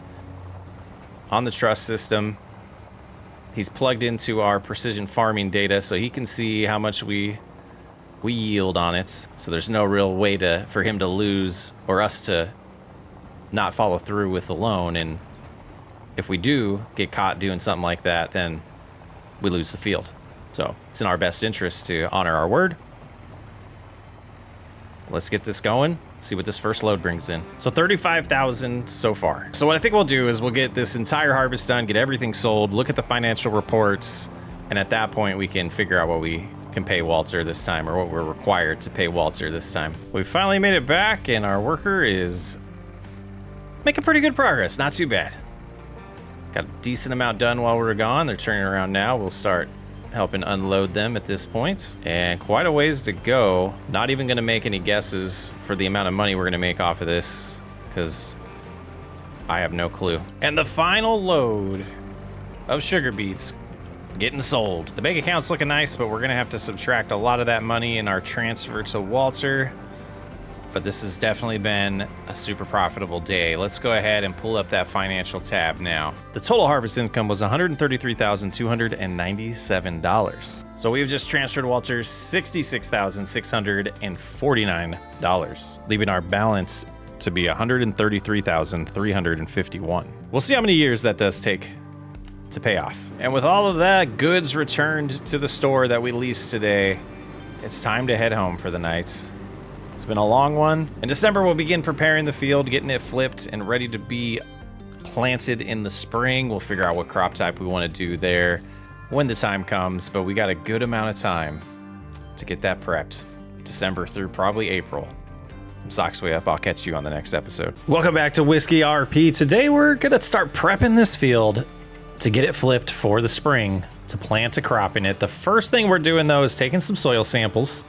We did get the Icera Pro here purchased, so we can do this on our own. We'll have this piece of equipment forever, and as we buy more fields and potentially turn what's to the left of us into an official field, we will be using that as well. But this will tell us the soil type we have, and it'll help us when it comes to treating with fertilizer and herbicide and all of those things as well. Seed rate as well as part of that. It'll help us get a good environmental score and make a little bit more money in this county. But I get the rest of these samples done, and then we'll move on to potentially buying a plow or a cultivator, something to get this field flipped, get the dirt flipped over, so we can get started on the next season. Pretty dark morning here in December as well. It's getting darker at 8 a.m. Not sure what's going on with the sunrise today. I feel like we do need some lights on out here. Feels a little bit darker this time of year in this part of Montana than it does where we're from originally. 8 samples so far. We're gonna keep cruising around this field, get them all done, get them all sent in at once, and we'll look at the data together in a few. And we do have 15 samples, gonna send them in now. We'll see what the results are momentarily. But getting this field prepped, I was tempted to do a cover crop and leave that all winter. I think we might pass on that. Just don't know how beneficial that would be to us right now. So let's go ahead, take a look at this data. It did come back already. Wow, this doesn't look too bad. We got some sandy loam and some loam mixed down the middle there, and it kind of tells me that 23 probably has sandy loam and loam to the right here. Be kind of interesting as we do expand, but that's a good start. Let's go ahead and get this put away. I think we'll gotta figure out exactly where I want to put like a slab so we can start getting a farmyard going over here. But I'm been non-committal to exactly what I want to do with that, but I am gonna store this here for now. It seems like that's a safe spot for it. This first year we're gonna have a lot of leasing around here, and we did have this delivered by the dealership. We're leasing this cultivator here. We're going to use the Ford to get the field all prepared. Let's get it unfolded here and we'll get lined up. But it's a big piece of equipment, and that's why we have the Ford, so we can move a little bit quicker on jobs like this. All right, we got her lowered. See how the Ford handles pulling this big piece of equipment. It's struggling. What was I'm interested now. What did it say the required horsepower was? 500. Oh, we've made a mistake. We have made a mistake. I thought it was about 300. So the Ford is going to struggle, but I think she'll be able to pull it off. 6 miles an hour is not the end of the world. It's going to take a little bit to get up to speed, and yeah, it seems to be doing an excellent job here. We potentially could treat the soil with some lime as well, get that pH level intact on the field. $115,000 still. We're trying to save money to keep expanding, and cultivator is going to be soon. We might have to lease that the first time around as well. I'm not a huge fan of leasing, but it's definitely helping out, making progress. Let's go ahead and turn around this way, and we'll get these headlands done. And compared to doing the sugar beets on this field's starting to feel tiny with this type of equipment. Not too many passes to get her done, but I think we need to focus on it and get her done. Finished with the headlands here in a little skinny section there. Regretting the size of this implement, but it's actually doing pretty awesome. 6 miles an hour isn't that bad. I don't know what it actually would do. I think we could, pop in here and check while we're driving straight there. We're not going to run into it. Yeah, we're going about half the speed we should be with this implement, so we would be pretty much done at this point. Lesson learned. I've been doing that a lot lately. I'm actually kind of refreshed that I heard some other bigger channels like Daggerman did the same thing on his new series. So I don't know why you get excited. You got a big piece of equipment here. You got a big machine in the Ford, and you kind of think they're compatible without looking at the menu. The menu tells you, but we didn't look. So I'm just finishing these ups and downs, and then we will probably look into a spreader. It's because we do need to get some lime down, and that might be something that we do purchase. We're going to get a lot of use out of that over the years, and there's not a ton of options out there on the market for different types, so it would make sense to get something like that locked down, but I'm gonna need somewhere to store this equipment. It's just sitting out here in the elements, no cover at all. We got to get that figured out as well. But definitely lesson learned. Lesson learned. Do not lease equipment if you're not sure your vehicle can pull it. And complete. Let's go ahead and get this back to the dealership as quick as possible. I'm going to look into something else because I do think we are going to turn this into somewhat of a grass field. Got this 9-meter one that we're going to lease here for $5,000. And it's not compatible? Oh. What is going on today? We're gonna give it a shot. This is also gonna be overpowered, but I think we might be closer to being okay. I do like the width of this thing. Yeah, it's not bad. 7 miles an hour isn't bad with this vehicle. It's drifting a little bit. I think it's the tires spinning a little bit on this.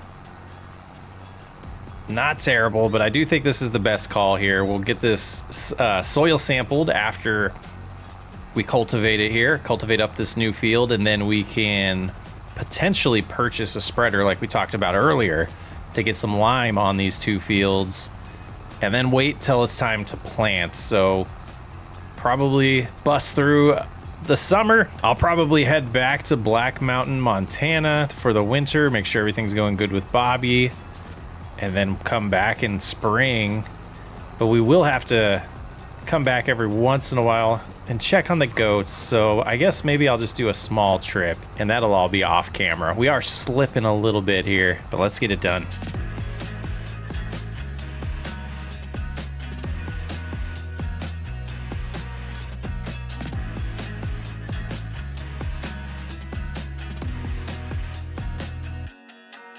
And just gonna try to connect these 2 real gently here. Turn as much as we can there. That should do it. Let's lift. And gonna do it my old school way. Oh, let's lower that real quick. I just saw a spot that could use it. Oh, I forgot fields were enabled. I'll clean that up later. We'll get some dirt over there. We just won't plant right there, and it'll grow back on its own. But we'll do some end caps here on both sides, and that'll allow us to be able to turn around with ease, doing the ups and downs and not worry about exiting the field.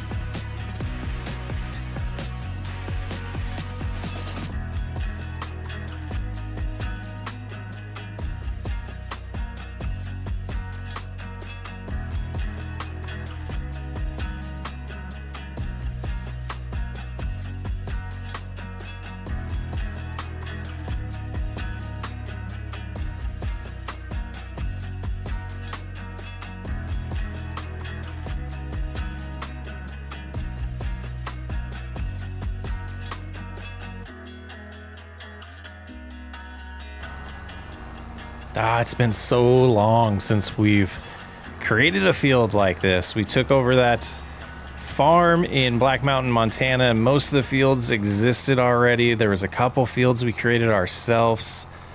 Haven't got a lot of this experience, and it's been a blast doing this and just being able to envision what this is going to turn into. This will probably be a temporary field. I do think I want to turn this into the farmyard long term, depending on... Yeah, I don't know what I want to do about a house. I still haven't figured out where I want to live full time long term. You know, wanting to set up the new company and farm and whiskey distillery and everything here and potentially sell Black Mountain. Haven't decided yet on that. That decision could come soon. But yeah, so temporary, I think we'll want to put a farmyard here and then potentially find a different property where we could build a house that's in the vicinity, you know, this side of town at least, this side of the highway, and the big cliff, the bluff up there. You can kind of see in the background from here. So those are the things I'm thinking. Unless there's a property that has a view of this farm on top of the bluff that we could buy, that might be sweet. But after this, we will head to the dealership, and we do have snow coming today, so definitely will be our last chance to do any type of field work is today until spring. So we'll go check out the spreaders, and we'll get a good amount of lime to bring back with us, and probably should bring the truck and trailer so that we can bring back some lime with us. I think that would be wise. And that is all finished up. All right, we are headed back with the cultivator to the dealership. We're gonna pick up a spreader and a good amount of lime, as much as we can fit on the trailer with us to bring home. Looking in their catalog, and this is absolutely what I want long term. It does just fertilizer, doesn't do lime. So for now, I think we're gonna save money. We're gonna go with this, even though I did it on the other series. We're gonna go with it. And we're gonna buy about 8 bags of lime. I don't think that'll be enough, but that's how we'll start. We'll get them to load it up for us and we'll head home. Not sure we can get home legally like this. So we're gonna try though. So a rooster in the road now. What is happening in this town?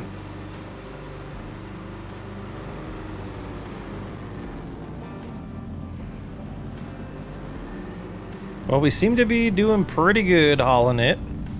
Let's take this turn wide here. Oh, school bus coming. Get over.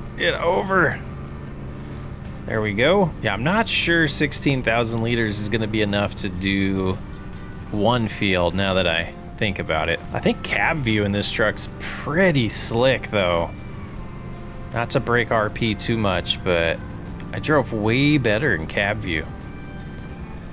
Pulling up to the property, and yeah, definitely regretting that 16,000 right now, but we will get some potentially delivered for us. We'll see how far this gets us. All right, kind of nice having them on the trailer like this. We just back up and knock them over the trailer and refill. Oh, we need to get this surveyed. All right, let's just back this on up right here. We'll have to get a few more samples taken. Imagine we know the pattern that the soil type's gonna be, but still worth doing, and it'll get us all set up to be able to get our environmental score higher as well with the county. Let's actually try to minimize the amount that we have to do to save money.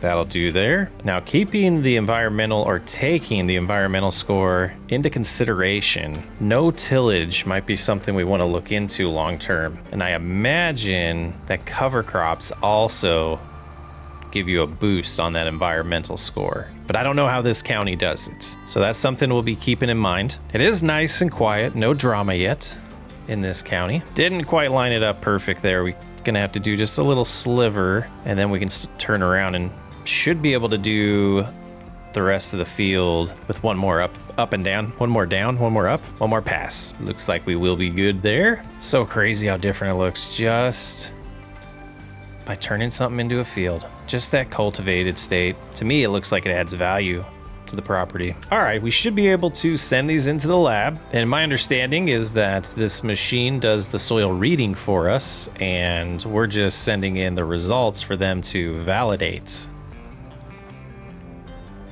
That's how it happens so fast. Loamy sand does dominate over here. Or sandy loam, sorry, not loamy sand. Sandy loam does. Perfect, okay. I didn't look at the pH yet. After doing those scans, we should be able to see that. If we look on our tablet here, not terrible, about 6.0 in most places. And we have a few places that are all the way up to, is it 7? What is that one? 2.5, okay. And 6, so we'll see. We'll see. Really, the debate is if 16,000 is gonna be enough. And let's go ahead and activate that. Oh, 2,000 is gonna drop so quick. Actually, it's not terrible. We're applying about 3.5 tons per hectare right now, improving the pH by around 0.5 in most places. And that's not terrible of distance that we're getting on one load here, which I believe was just one bag. So let's go get another one. Figured we might as well just do right here, and that was a pretty strong spot there where we're placing it down, and that's why it was dropping quicker at the beginning and worrying me, because the soil type was different. Then it slows down a little bit. Okay. I've missed precision farming. I'm finally using it, paying attention. I've missed it, guys.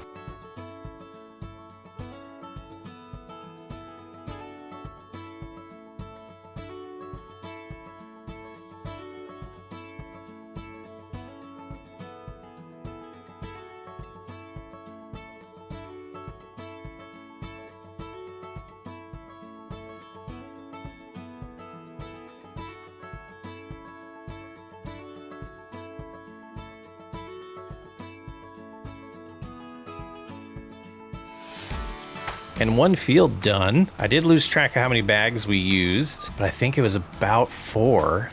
And this field is a little bit bigger, so we might need a couple more bags, but it's going good. I'm gonna use this up before I get another bag. Let's fix this field too. Let's go ahead and use that little bit. We'll get refilled, and we'll see how far we get on this field without running out.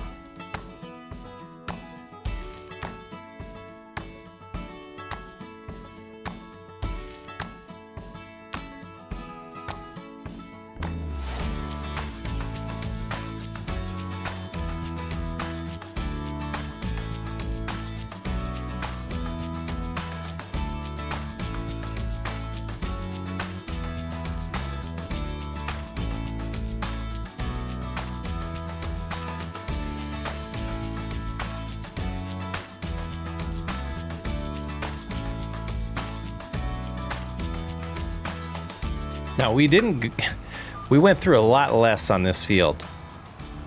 And gosh, I've been missing precision farming this whole time. Feels like a brand new game to me, guys. So these 3 full bags over here, I don't know how we got uneven there. I must have did a partial load at one point there on accident. Should be enough. And every time we treat these after this, it's not going to be that much lime, but I'm excited to be able to lime the fields every year again. Definitely feel like it was missing, man. We're back. Let's get it done.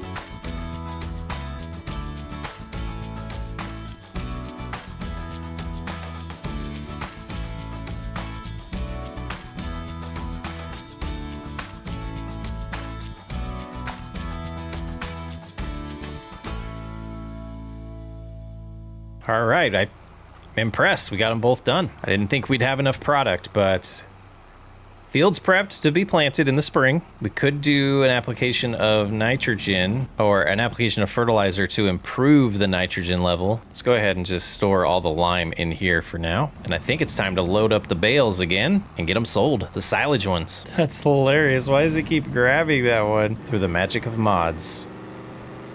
That's the only way this happens. We're gonna drive real slow because these back 3 are not strapped in. I don't know if I'll see them. Like, I drive safer this way. So much for that. Somehow, some way, we've made it. And I don't remember if I could pull forward. Let's try it. All right, 34,000 there, a little environmental score and a little bit more money. We're up to 138,000. You know, it didn't pay as well as last time because there was a lot less bales because of the grass we saved. But I think the way we're treating this field right now, we should be able to make a lot more bales this summer. Gonna head on home, put the trailer away, head back to the rental property, and I'll see you in the spring. What is up, everyone, and welcome back to Whiskey RP. It is March. We had a good winter, a good time off, but it's time to get some grass in the ground. In April, I think we're gonna do soybeans next door. We need to look at the calendar, though. Let's get this grass planted. Let's not get ahead of ourselves. We did talk about trying to be able to get barley in the ground by the fall.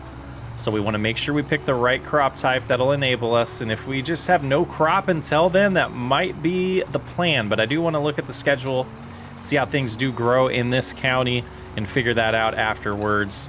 But we'll get this grass going. Definitely looking forward to seeing how much better it yields. I did debate between doing alfalfa and grass, and to be honest with you, we're just not familiar with alfalfa, and I don't want to make any mistakes here like I've done in the past, and we want to just make sure we're doing the right thing. We have fertilizer in here and seed. We did purchase this seeder for $6,000. It is ours.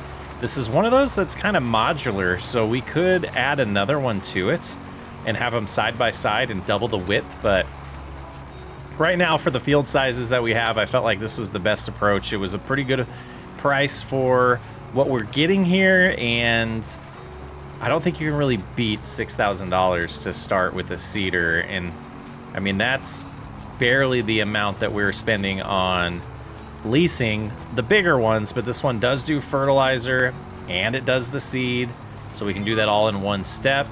The next thing we will have to figure out, not for this field but for the field to the right, we will get weeds, so we will have to figure out a way to treat the weeds, whether that's some type of hoe to take care of it, a weeder to take care of it, or some liquid herbicide. And with the headlands done, we're starting the ups and downs now and making pretty good time. Moving 15 miles an hour right now. This seeder is able to handle that. It's looking good. And 88% seed used so far, my dashboard's telling me, and 76% fertilizer. I think we'll have to probably top off on fertilizer, but I think seed will be fine. We do have some stored back by the sheep right now. The sheep, they're goats. In the sheep pen, the goats do have it. We have a little bit of extra that didn't fit in the seeder. We did buy one bag of seed and one bag of solid fertilizer. So we should be good for this planting session. The next one, depending on what crop type we pick, is one I'm kind of thinking we probably are going to need a little more seed and fertilizer for, but making good time. Just going to do these ups and downs. We'll get some of these spots that we're missing when we get done at the end. We definitely want all of this to be grass. Want to make sure it all gets planted. I'll see you on the other side. What a great seeder here. We got a couple spots that we missed, you can see there, and then we'll have to go down to the bottom of the field as well and get that. A couple spots down there, but overall, this grass is going to be planted and it's ready. We don't have to do anything else to this field. Every time we cut it moving forward, we'll want to reapply some lime and a little bit of fertilizer just to make sure the grass keeps growing in good. And like we mentioned earlier, that's probably a temporary field. Once we feel like our income is consistent enough, we'll start building the farmyard here and get some, some concrete down, maybe some gravel. I'm not sure what I want to do yet, and some structures to store our equipment. I don't want to go much longer without the equipment getting stored, but let's head on in back to, I guess, where we're storing them over here by the goats. We'll take a look at them. They didn't go through much food over winter, which was kind of refreshing, but it's making me think we don't have enough. They're getting there. It's going to be a little bit before they actually produce any milk for us. You can see they're getting a little bit bigger, not a lot. We can see them now. They were hidden in the tall grass here in the meadow, but they're looking pretty good. They're getting a little bit taller. And we can fit 62 more in this pen, so it is tempting. Not getting a lot of use out of you. You weren't expensive though, so that's not bad. But looking at this calendar that was shared to me by a few guys in town, this is the planting schedule here. And if we're looking for something that would allow us to still plant in September or October, corn's not gonna work. Corn you don't harvest until October, so we'd have to instantly flip the field. We could do that, but that would be a lot of stress. Not the most ideal thing to do. Soybeans, we could harvest in October as well. Sorghum, we could plant in April and harvest in August. That's an option, but I think we might have solved our problem. We can plant wheat and we can plant barley in the spring here. I'm glad I looked at this. There is no issue. There is nothing to stress about. We got plenty of food for the sheep. I'm gonna go ahead and just kind of relax. And I'll see you in April. You know what they say, April showers bring May flowers, and boy, is it coming down. And there is no give in sight. We have no option but to plant the wheat in the rain. Barley, I meant to say barley. We will top up with our seed and fertilizer before we get started. This field is a little bit bigger. But yeah, look at our grass. It's coming in nice. Everything's looking good. We're looking at all the data. Don't understand some things I'm seeing here, but looking good. Couple spots show no nitrogen, but we'll see how it looks in, May, maybe June. June might be the time when we actually do the first cut on that, but let's go ahead and get these bags, and I think I can carry the seed. It wasn't very heavy. Yeah, we can definitely pick that up. And I'll just dump it in there. I guess you can't do that with these bags, can you? And we do have all the fertilizer that we have, so that might be an issue. We might need to call the dealership up and get a little bit delivered to us. But away we go.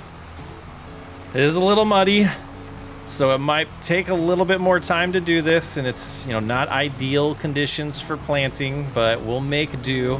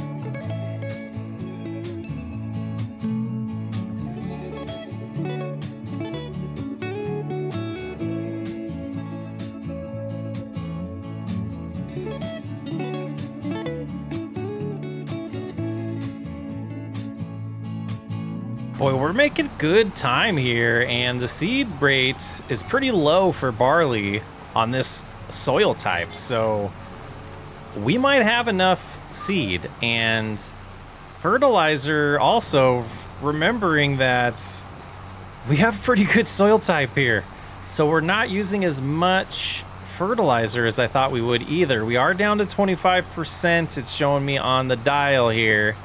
And we have more than, 25% of the field left, so it's going to be super close. We probably will have to drive into town. I couldn't get a hold of anybody at the dealership, so we might utilize that trip to figure out something for the weeds, too, while we're there. Either way, we're going to the store later today after seeding or when we run out of fertilizer, whichever one comes first. It looks like we are gonna run out of fertilizer. I'm hoping I can get to the end of this pass before it runs out, but I'm gonna drive over to the truck.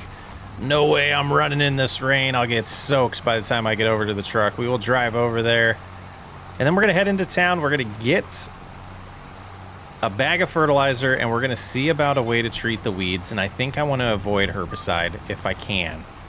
In tradition of the way we do things around the whiskey distillery and the way we want our goods to be grown and as natural as possible, we believe in doing that for the taste and the flavor and the quality, really. So let's go ahead and park as close as I can get to the truck so I can rush on over there. And I'm gonna jump in the passenger side here. Got stuck behind the slow car on the way in here. Luckily our turn's coming up, so we don't have to worry about them anymore.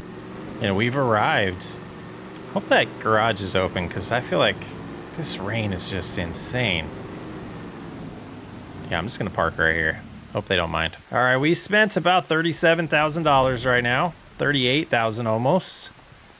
And they're gonna get these loaded up for us next so we can get them home. Let's take a look at this up close. They brought it out here, and then I asked them to put it on my trailer, so. Let's see, we got the Pottinger here. The Rotocare. It's working with is 12.5 meters, so that should be pretty good. All right, it's all loaded up. We did have them push it all the way close to the tailgate as we could, just to balance the weight out a little bit better. A little concerned about getting home in these conditions with this trailer, so I wanted to have the weight distributed as good as possible there to give us a chance to succeed. And we'll make sure we do these. Oh, that's a car. These turns wide enough. I didn't see him coming. Did you see him coming? I even looked that way. You know, one of my favorite parts of moving to a new town and getting to know it is when you first do a drive like this, you feel a little overwhelmed in how far it feels. And the more familiar everything starts feeling to you. We need a tow truck. As I was saying, the more things feel familiar to you, the shorter those drives end up feeling long term. So I feel like that's about where we are. Just gotta make sure we turn safely with this trailer. It's starting to feel like home is what I'm trying to say. Well, the rain has lightened up a little bit at least. I think we're gonna go ahead and take care of these things right now though. You never know when we're gonna need the truck, and I'd rather get this stuff off the trailer than it just sit on the trailer today. All right, hopefully we don't have any issues backing up this. Looking good. I was a little concerned about weight on this, but I think we're good. So we're gonna place this down over here. Not gonna use it quite yet. We still gotta finish getting the barley planted, but thought I'd have it in the proximity. All right, let's go get the seeder. Get this job all finished. There we go, back at it. Just a couple more passes to do. Really excited. Man, I didn't realize we could plant barley in the spring. I love it. Another awesome layer of realism. Thank you, DJ Modding. Plenty of seed. We need a pressure washer. We got to get some way to clean our equipment. The rain did a good job, but we still got some mud on these things that I would love to get off of them. Brand new seeder.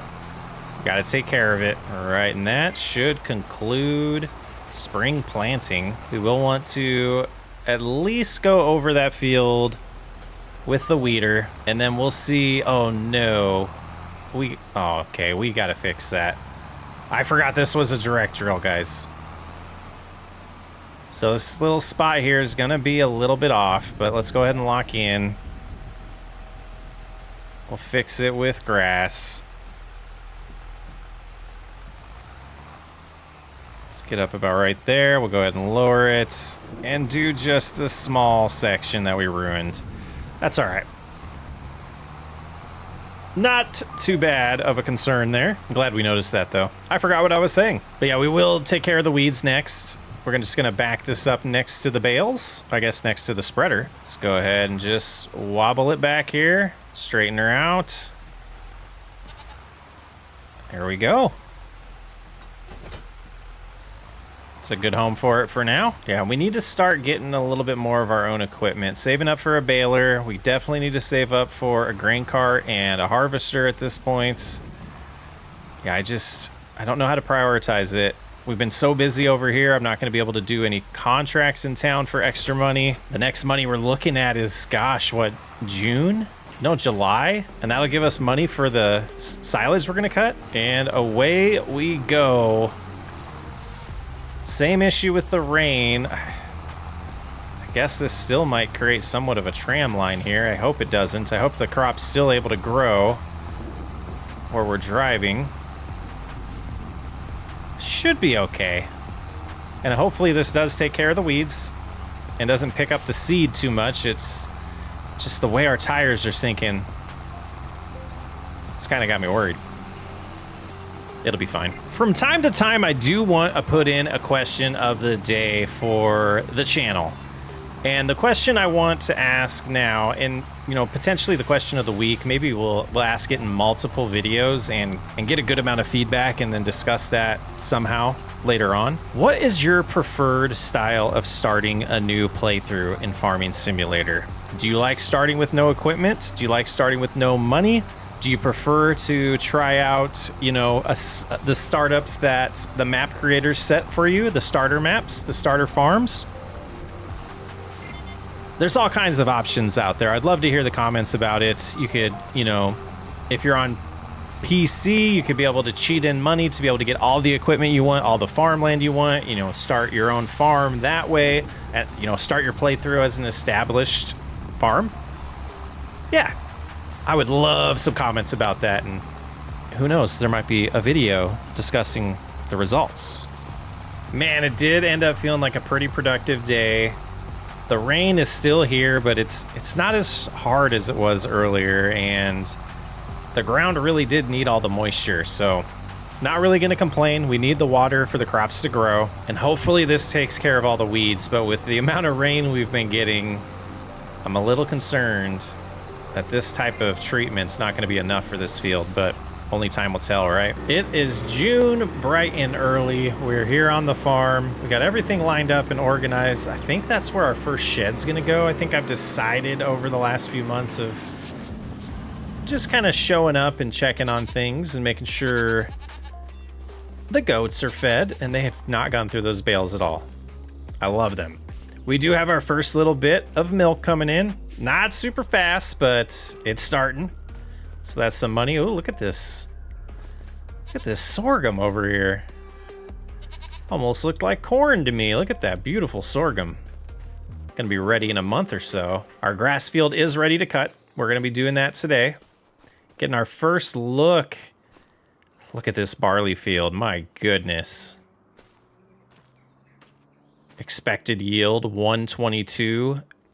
Yield possible 125. I think we nailed it. And forgive me if I didn't mention why this baler's here when we're driving up. The dealership did drop it off. We did lease this, and there is someone that's going to show up and help operate that for us today while we cut the grass. So we're going to get this done super fast today. And off we are, cutting our grass for the first time. We got the baler coming behind us. We'll have to make sure everything's going good with the operator. But I think we want to probably go a little bit slower so they can keep up. We don't want to get too far ahead of them. Start driving all over. We might run over a bunch of bales. We'll have to see if we're going to have to take breaks here. And I think they're making one now. But let's go ahead and make sure we're staying on course here. Yeah, they're cruising. Let's go ahead and stop right here. And it is dropping the bales and wrapping them. What a good worker there. All right, time for us to bust this out. And this is such an enjoyable way to do this. Having a worker with us, helping us out. Can't beat it. Makes me miss Bobby, though.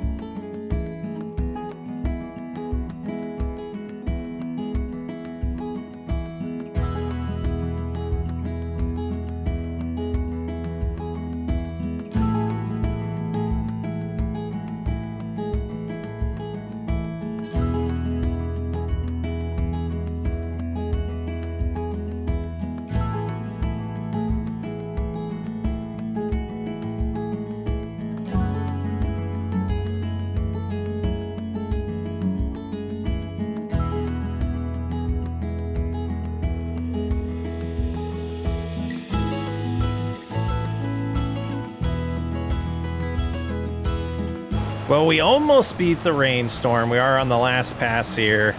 The grass shouldn't get too wet, especially since we're baling it right away. I think we'll be okay with just this sprinkle. It's not coming down too hard yet. Lots of bales out here, lots of money that we're gonna make in July from that. Quite exciting. I love doing it this way. I only have to do this one time. I don't have to come over all the swaths and bale them. Having employees is the best. We have to get to know this gentleman as well. Over time we will. And trying to get into a better habit of putting our equipment away. Even though they don't have cover, I think it's better for it to be there. All right, let's get them done for the day. I don't know if this grass field was really worth it. We got all the bales loaded up here. I just don't know if that was worth it. It's not the best result. We did have the dealership drop off a little bit of lime and fertilizer. Just still debating, like, was this worth it? But you know what? It is here. It is what it is. No reason to dwell on it. Let's go ahead and get lined up here. Get it activated and get some lime applied. We definitely need it. It'll help with the yield. You know, it'll keep us getting that same yield every time at minimum. And just having to put, you know, 0.88 tons per hectare. It's not a lot of lime we're going through. I did overbuy, but I felt like it was time to get a little bit of an inventory over here so we don't have to constantly get a hold of the dealership since we'll be cutting this every, you know, 3 months or so. At least this time of year. I'm hoping we'll probably only get 2 cuts out of it this year, but potentially 3 next year. And used about 1,300 just around the headland there. So we will fill this back up, and that should do it. This 2,000 we're putting in here should be more than enough. And then we'll have to do the same with fertilizer next. But it feels pretty good to, you know, take care of our own fields and not be doing contracts. I do enjoy the extra money from that, but it's so much more enjoyable when it's your own property and you can see your future being built. And all complete with, you know, about 900 liters left in here. Can't beat that. Whoa.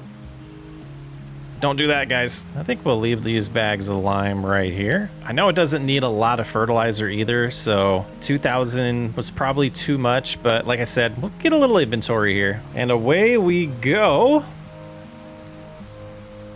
I love the way it turns it to that nice dark color.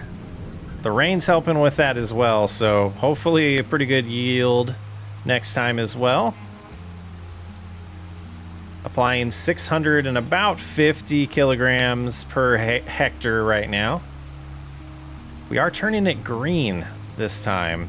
So using a little more than I expected. Last time when we planted it only turned it orange because it thinks it's wheat for some reason. So I am applying the wrong amount of fertilizer for grass. Let's go ahead and stop. Let's see if we can figure that out. Yeah, I'm not positive or I don't know if I need a different piece of equipment to get it to recognize the soil or the crop type here. Saying no crop type detected. This, you know, precision farming stuff's so new to me. In this county, the way they do it. For best results, use target for wheat.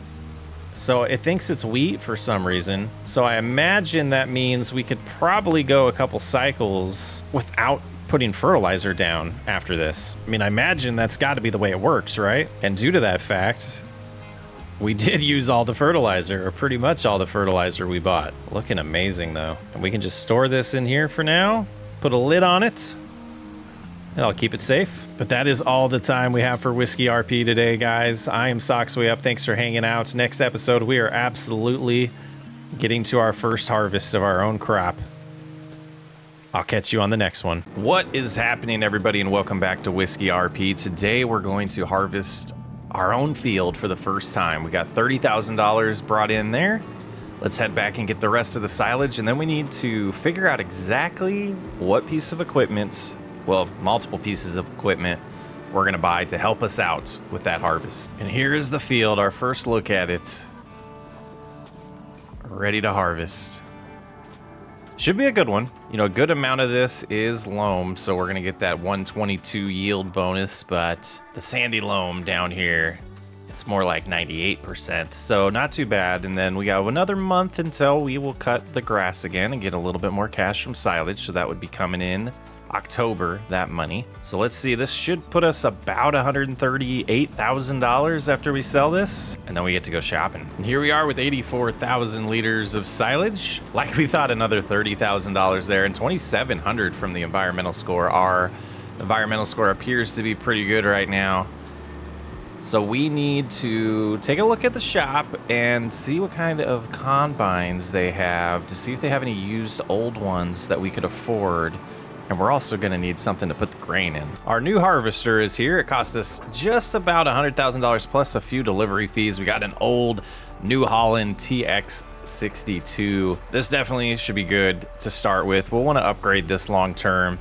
The width of the header is going to definitely be what slows us down, and the capacity in here. Only holding, I think it's less than 10,000 liters at a time, but we got to start somewhere. And I felt like we were wasting a lot of money on leases because we weren't getting any return in our investments, and this thing's paid for now.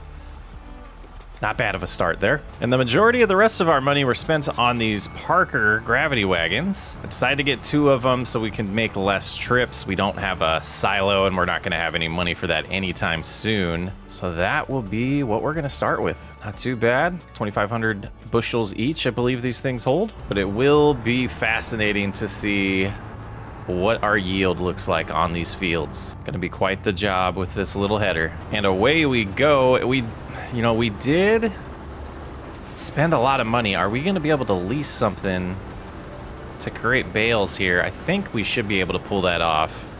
A baler is definitely the next thing we need to purchase.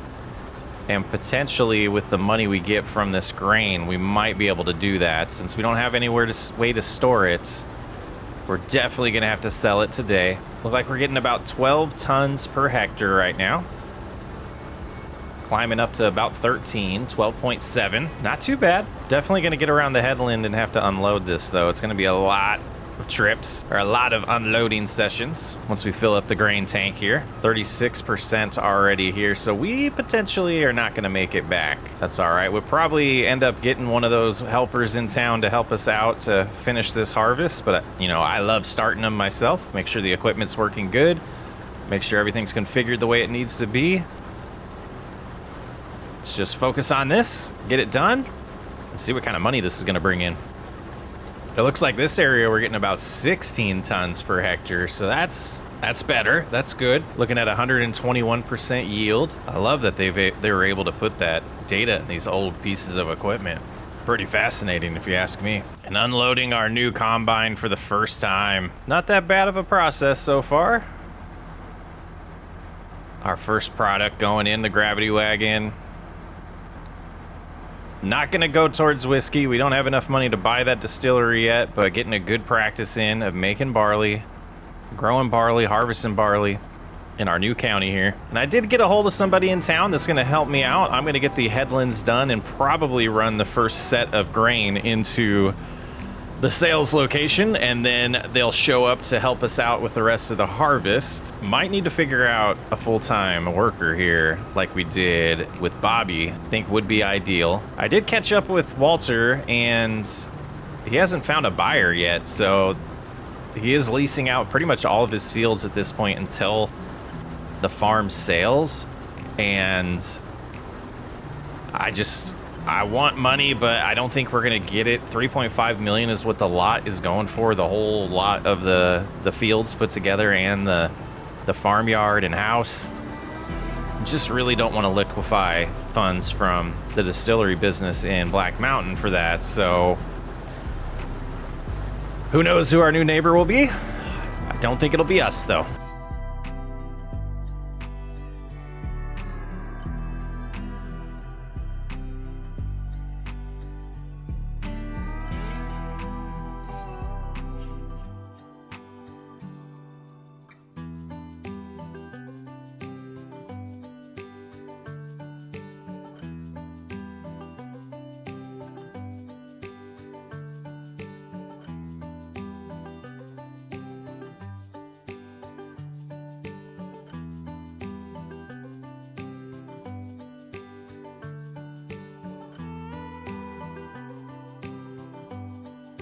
Should fill up the first wagon here, but not the back one. So I'm hoping to get the full headlands done. We're doing 2 of them before we have to go in and sell this. I mean, this isn't a bad starting setup at all.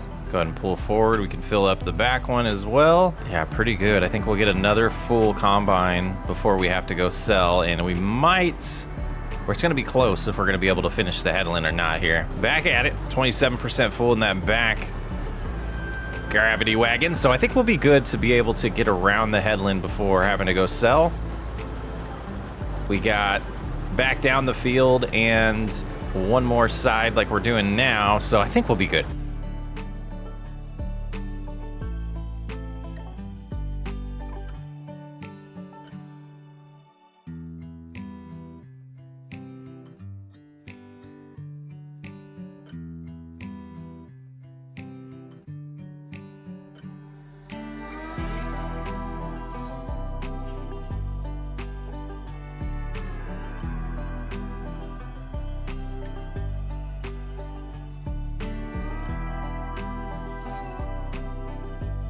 Clover over here, huh? Someone leased the field to plant clover. Interesting. Not a bad decision. All right, let's get the harvester shut off because we are going to run into town after this unloads. Let's figure out where we're gonna go. We are gonna head to the farmer's market today. Let's go ahead and close this, shut it off for now. We'll go make our first little bit of money from our own crop, and it's gonna be maybe $20,000 each time we take a load in here, but let's make our way there. Now, the downside of this is we do have to give Walter part of the profits today, so we'll have to keep track of that. But it will go towards our debt and get us closer, but it just means we're gonna have less money to buy equipment. So goods and bads when it comes to lease to own of that field like that, but long term, it's absolutely the best thing that we could have done. It's making us, or helping us move a lot faster when it comes to making progress here on our new project and the new company. So I don't think it's a bad thing. It's just something we got to keep in mind, and we don't want to break that lease and lose the field, and we want to keep Walter's trust. You know what happens when Walter doesn't trust you. Oh, different Walter. All right, we have arrived. First time selling here, and you just got to keep in mind that only about 50% of this dollar amount's, you know, gonna be capped. And unload both of them at the same time. Glorious. Yeah, about $18,000 there, so well, there's still a lot to harvest. There's still a lot to harvest. $9,000 for us right now. That should be enough to at least lease something to pick up the straw and sell that. We do have to give 50% of the straw sales to Walter as well, but absolutely going to be a way to get rid of that debt super fast. And we're looking at 133,000 to go, so I'm hoping it's only a couple more years. This bridge is epic though, man. Unbelievable work on this. Our helper has arrived. They're gonna start doing the ups and downs for us. We're gonna run the gravity wagons, and hopefully this goes pretty quick because, I mean, we got all month to do it. We have no rush at all. I'm itching to get to the next phases. I'm itching to keep making progress here. I'm really worried about that distillery selling before we have enough money to buy it. And what a job this is. It's cruising along with our new combine. It definitely feels a lot more rewarding working on our own field. Even if we're giving half the money to Walter, it's all worth it. Starting to think I should have kept the windrower. These are gonna be, I mean, the swaths are just way too close. There's too many swaths here. Like, eventually, like this time, maybe not, but we'll see about upgrading the combine and a wider header eventually. Just a lot of work up front. That's how it works, you know. We can't afford the fancy big equipment. And I just think it was a wise decision to start purchasing stuff and not lease everything. And this should fill up the gravity wagon. We'll have to rush to the farmer's market, get it sold, and hope to get back before they stop. I don't think that's going to happen. It is a far drive, and not being able to really go full speed when this thing's full is slowing us down. So let's go ahead and head that way now. They're definitely going to be waiting for us when we get back. I just hope they're facing the right direction. Having problems with these employees of not backing out when the auger is pointed towards the grain. And just got a call from our worker here. They're full already. They're full already. We're a ways away from getting back, but it is what it is. We're learning about our equipment. We're learning about the time it takes to move this grain. I think a silo is definitely needed. We're losing a little bit of cash from the price fluctuation, but prices aren't very low right now in town. They seem to not fluctuate very much for barley. So not losing a ton. Losing most of it to Walter, but we knew that was the case. Almost to the farmer's market. Man, those burgers look good right now. In a full load this time, it wasn't completely full, so it should be a little bit more cash, but just like last time we did the sugar beets, we'll take a look at the financial report at the end of the harvest to see what we owe Walter and how much of that debt we bit off today. We got the straw to sell too, that will help as well. Yeah, 20 there, so we're looking at about 19,000 so far knocked off the debt. I'm hoping we get it under 100,000. We're getting close to being done here. Looks like we're a little over halfway. So, I mean, if we... I'm not going to guess anymore. We're gonna see at the end where the money's at. It's just too hard to guess this first time doing the harvest. I think we'll get 1.5 more trips, so... should be good. Not a bad start. There's this big spot. What is going on here?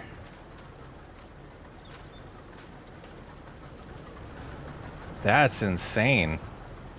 That's some storm damage there. You know, being that we're on the lower side of the yield on the field now, we're not going to be filling up as quick, but still going good. Well, believe it or not, but this back gravity wagon is just about full.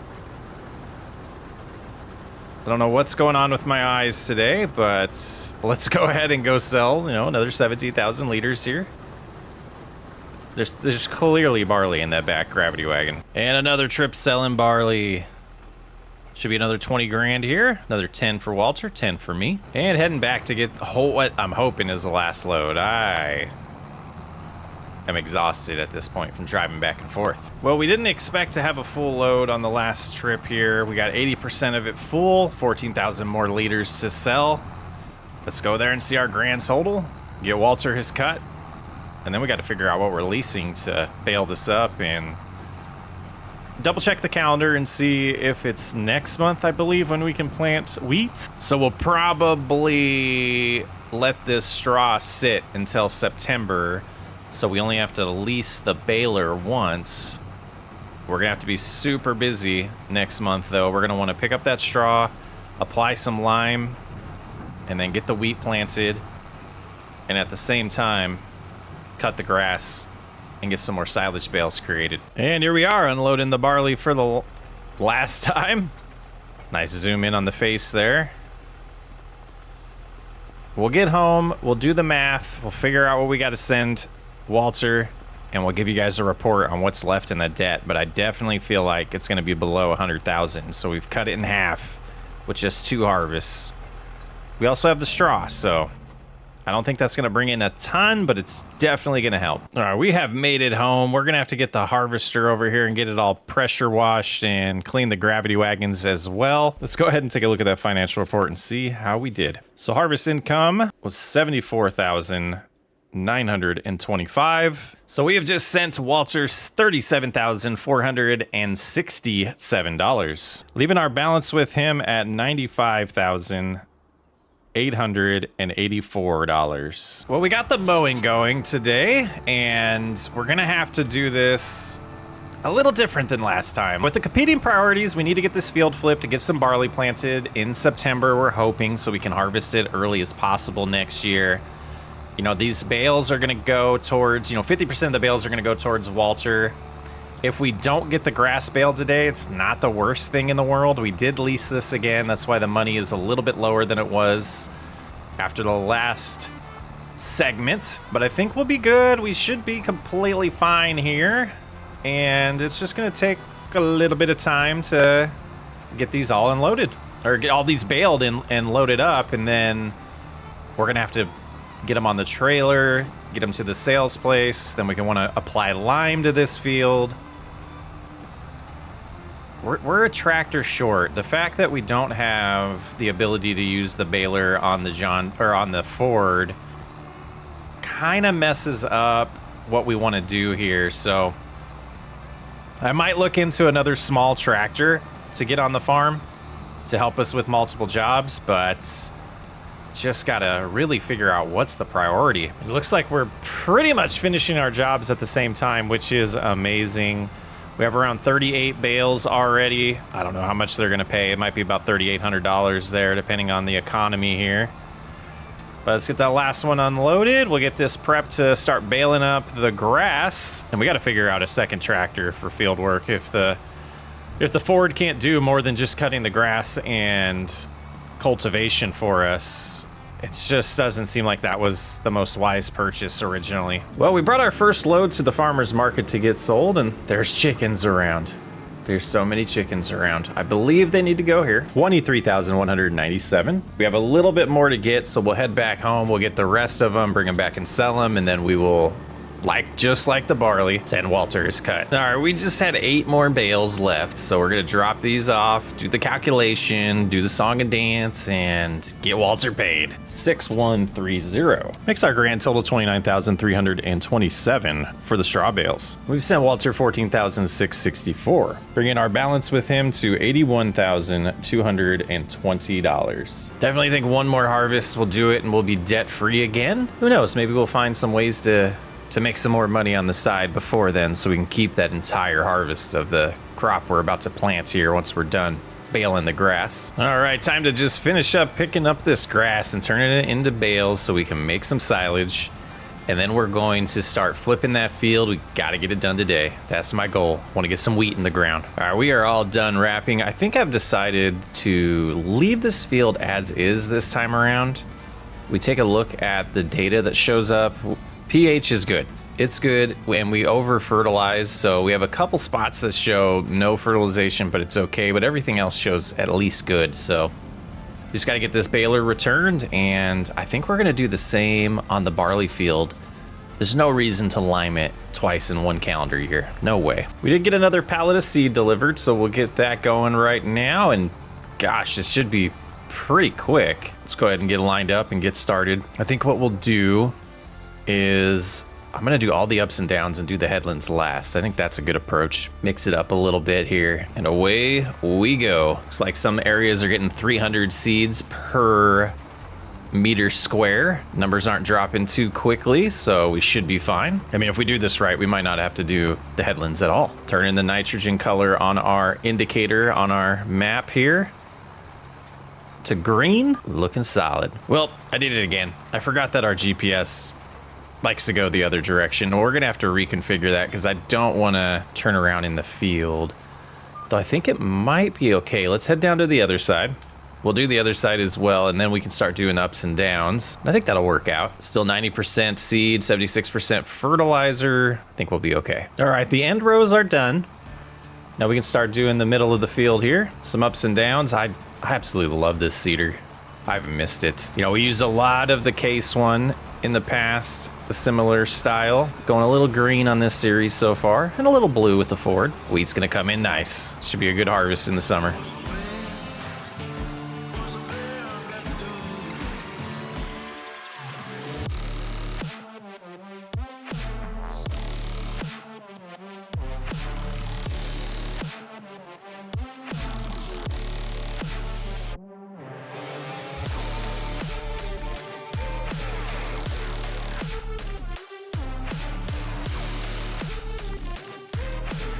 Application rate's still 0 on here. This seems like we're gonna go on a somewhat of a little rant, not a super one, but this did not work this way last time. Like in FS22, it absolutely could read the seed rate based on what we had the seeder planted or set at. It should know that it's wheat, has it set to auto, so we're having the same problem we had with the grass. I refuse to not use an implement that has fertilizer and seed. I mean, it's the best way to do it efficiency wise, and it looks like we're gonna get more nitrogen than we need here. It just switched to Oh, it is wheat on loam. So luckily on this one, the default is wheat. So I don't understand why it says application rate 0 and 27%. And guys, I'm confused. I don't know if it's a bug in the UI. It's just a little strange.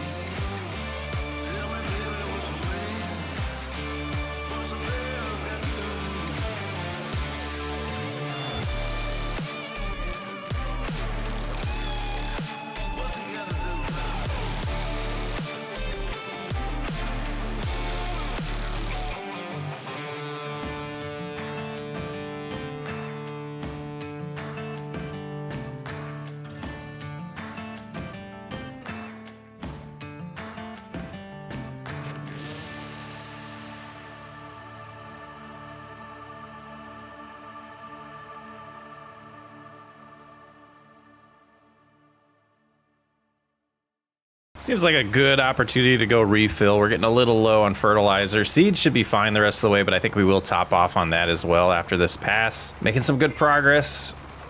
I love the pace that we're moving now. It feels like whiskey RP to me. We didn't completely have enough to fill it up with fertilizer, so we're hoping this is enough so we don't have to buy more. I think it's gonna be. I think we'll be fine. Let's go ahead and pick up on this pass here. And just a little bit to our left to do. And then we'll just need to, pick some weeds on this field and let it sit till summer. And the last pass, I think we're gonna have about 1 or 2 liters left over when we get done here of fertilizer, but pretty perfect scenario. And the field's looking good. Just gotta get the weeder out here to finish the job. And like I said a minute ago, we're set till summer. On this field, at least. All right, 7 liters to spare of solid fertilizer. Excuse me. All right, as we get started here with the weeds, I do want to take a look at some data and pulling out our tablet and looking at the precision farming information. Our environmental score is at a 95. Weed control, it's got to get a little bit improved here with what we're doing, and that potentially could get us up to 100. So looking awesome. If we look at the yield, I believe we should be able to click on, yes, on this farmland, number 26, our 112% yield. It doesn't show the economic, there we go, this is what I'm looking for. Our 2.95 hectare field here looks like a total profit of 73,000 according to the data. Our earnings were 74,000 and the cost, to get the seeds planted and the fertilizer in there was just about $1,200 according to the data. Seems pretty awesome to me. Our yield was 64,000, almost 65,000 liters. That would be 44.1 tons. Pretty sweet. So we'll take a look at this and value mode. What does that show us? Oh, totals versus last reset. Very cool. $202,000 apparently, including the sugar beet harvest. So not too bad. We'll get this done and we'll rejoin you next time where we'll sell the silage, most likely get through the winter, and keep making some good progress on this series. I'm Soxway Up. Thanks for hanging out. I will catch you on the next one. What is happening, everybody, and welcome back to Whiskey RP. Today we're trying to secure enough money to take out a loan to buy Walter's property. I've been really debating it, and I think we want it. I think that's the best way for us to expand. It'll give us a lot more fields, a nice farmyard, a nice house, and the ability to make money a lot quicker so we can then purchase the productions that we're looking at in town. They're for sale, hoping we can pull this all off before someone else snatches it from us.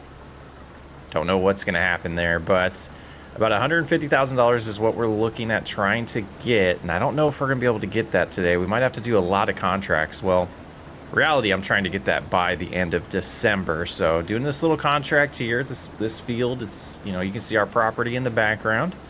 So we're going to try to bust this one out, I think it's about 10 grand we're going to make off of this. And then we have a decent amount of silage that we're going to sell later this afternoon. Finish meeting with our banker, see how close we are to the down payment we're going to need to make that offer. We got our realtor already looking into it for us, so Busy times, gonna try to finish up this year and hopefully have a new property in our hands, but we gotta get busy. We gotta find some more contract work to do probably to secure that down payment. Talked to Bobby about it. He thinks it is the best idea not to take money out of the whiskey business in Black Mountain. It's doing good there, but we just want, you know, to diversify and get this going on its own entity. At least that's the plan right now. Let's get this done.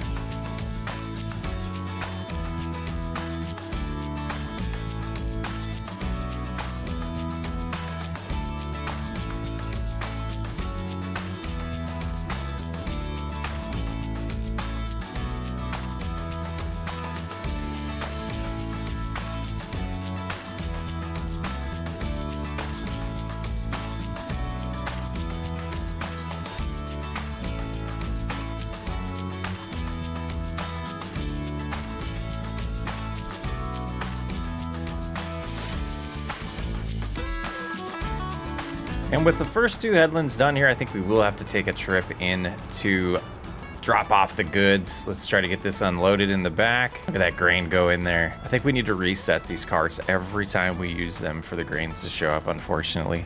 We'll look for a fix for it. Maybe there's different ones we'll swap into. Back to just double check this one's full. It is. Heading on in with 17,000 liters of sorghum.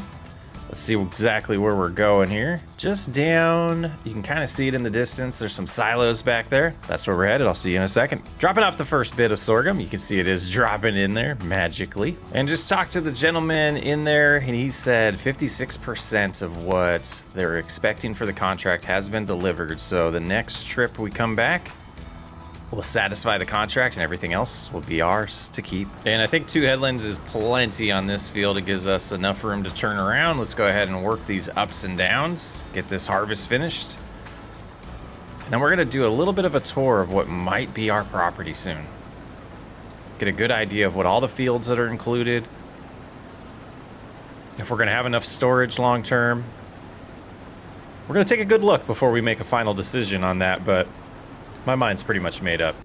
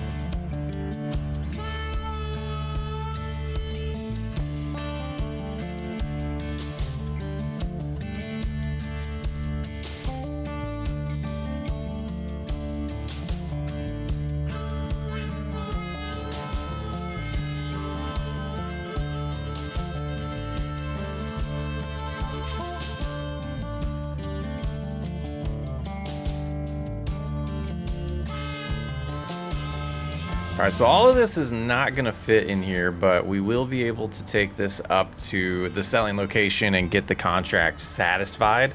And it looks like this little area here and whatever is left in the harvester, if it doesn't fill it up, we'll still have to sell. But there we go, let's head that way, satisfy the contract, come back and finish the harvest. And here we go, dropping off some more sorghum. 6,300 bucks already. I'm not gonna complain. We're at $80,000. Let's go finish the harvest, get the rest brought over here. We'll turn in the contract and we'll see how much money we have. But with this and the silage that we're gonna sell in a little bit, I really believe we'll have enough for that down payment.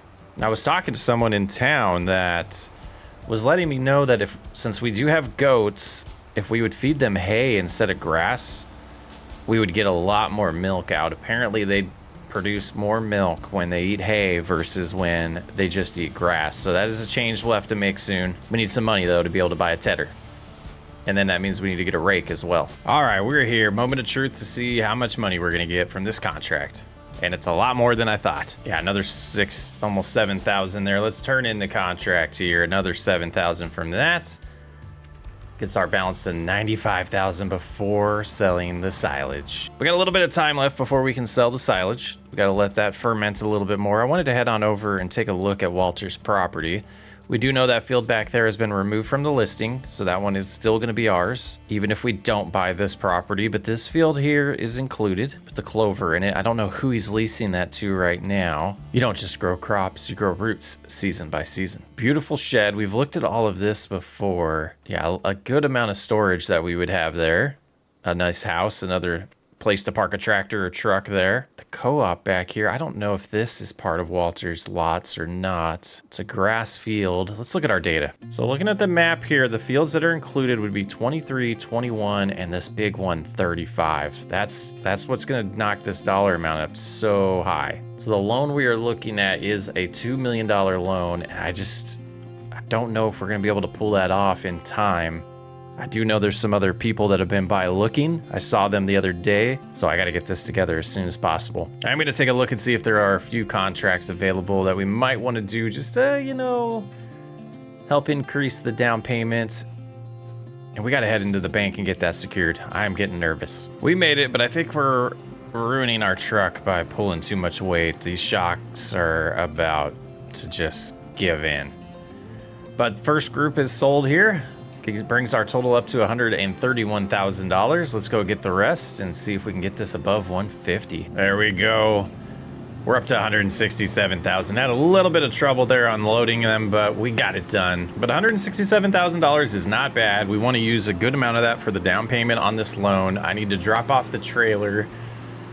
It is 4:30. We might have to wait till tomorrow to head to the bank and get this stuff finalized so we can officially put our offer down. Ran out of time today. Was hoping to get this done in October. Makes me nervous that it might not be ours. Well, it is November. This does not look like we're gonna be cutting this again this year. I am disappointed. I was hoping it would be tall enough, but it seems to have gone dormant at this point. We'll have to hold off till spring to get another cut of silage. The wheat's coming in good. We'll get that in the spring.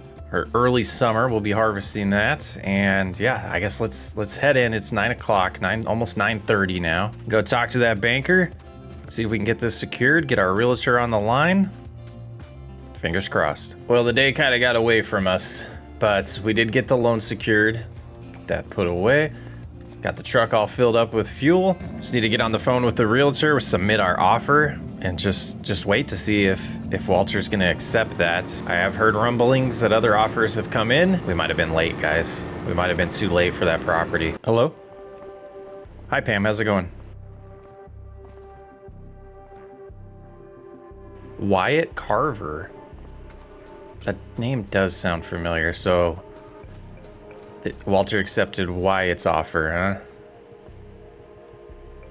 All right. Well, I think we'll hold off. There's no other properties I was really interested in, so we'll regroup, figure out what's going on, what we want to do next. I'll let the bank know. Thank you for letting me know, Pam. Have a good one. Okay, so Wyatt Carver. I feel like I know that name. I bought the property from Walter. Offered a lot more than we had to offer, and there's no. That's not good. It's not good. Let me call Bobby. Hey, Bobby, what's going on? Do you remember Ken's last name?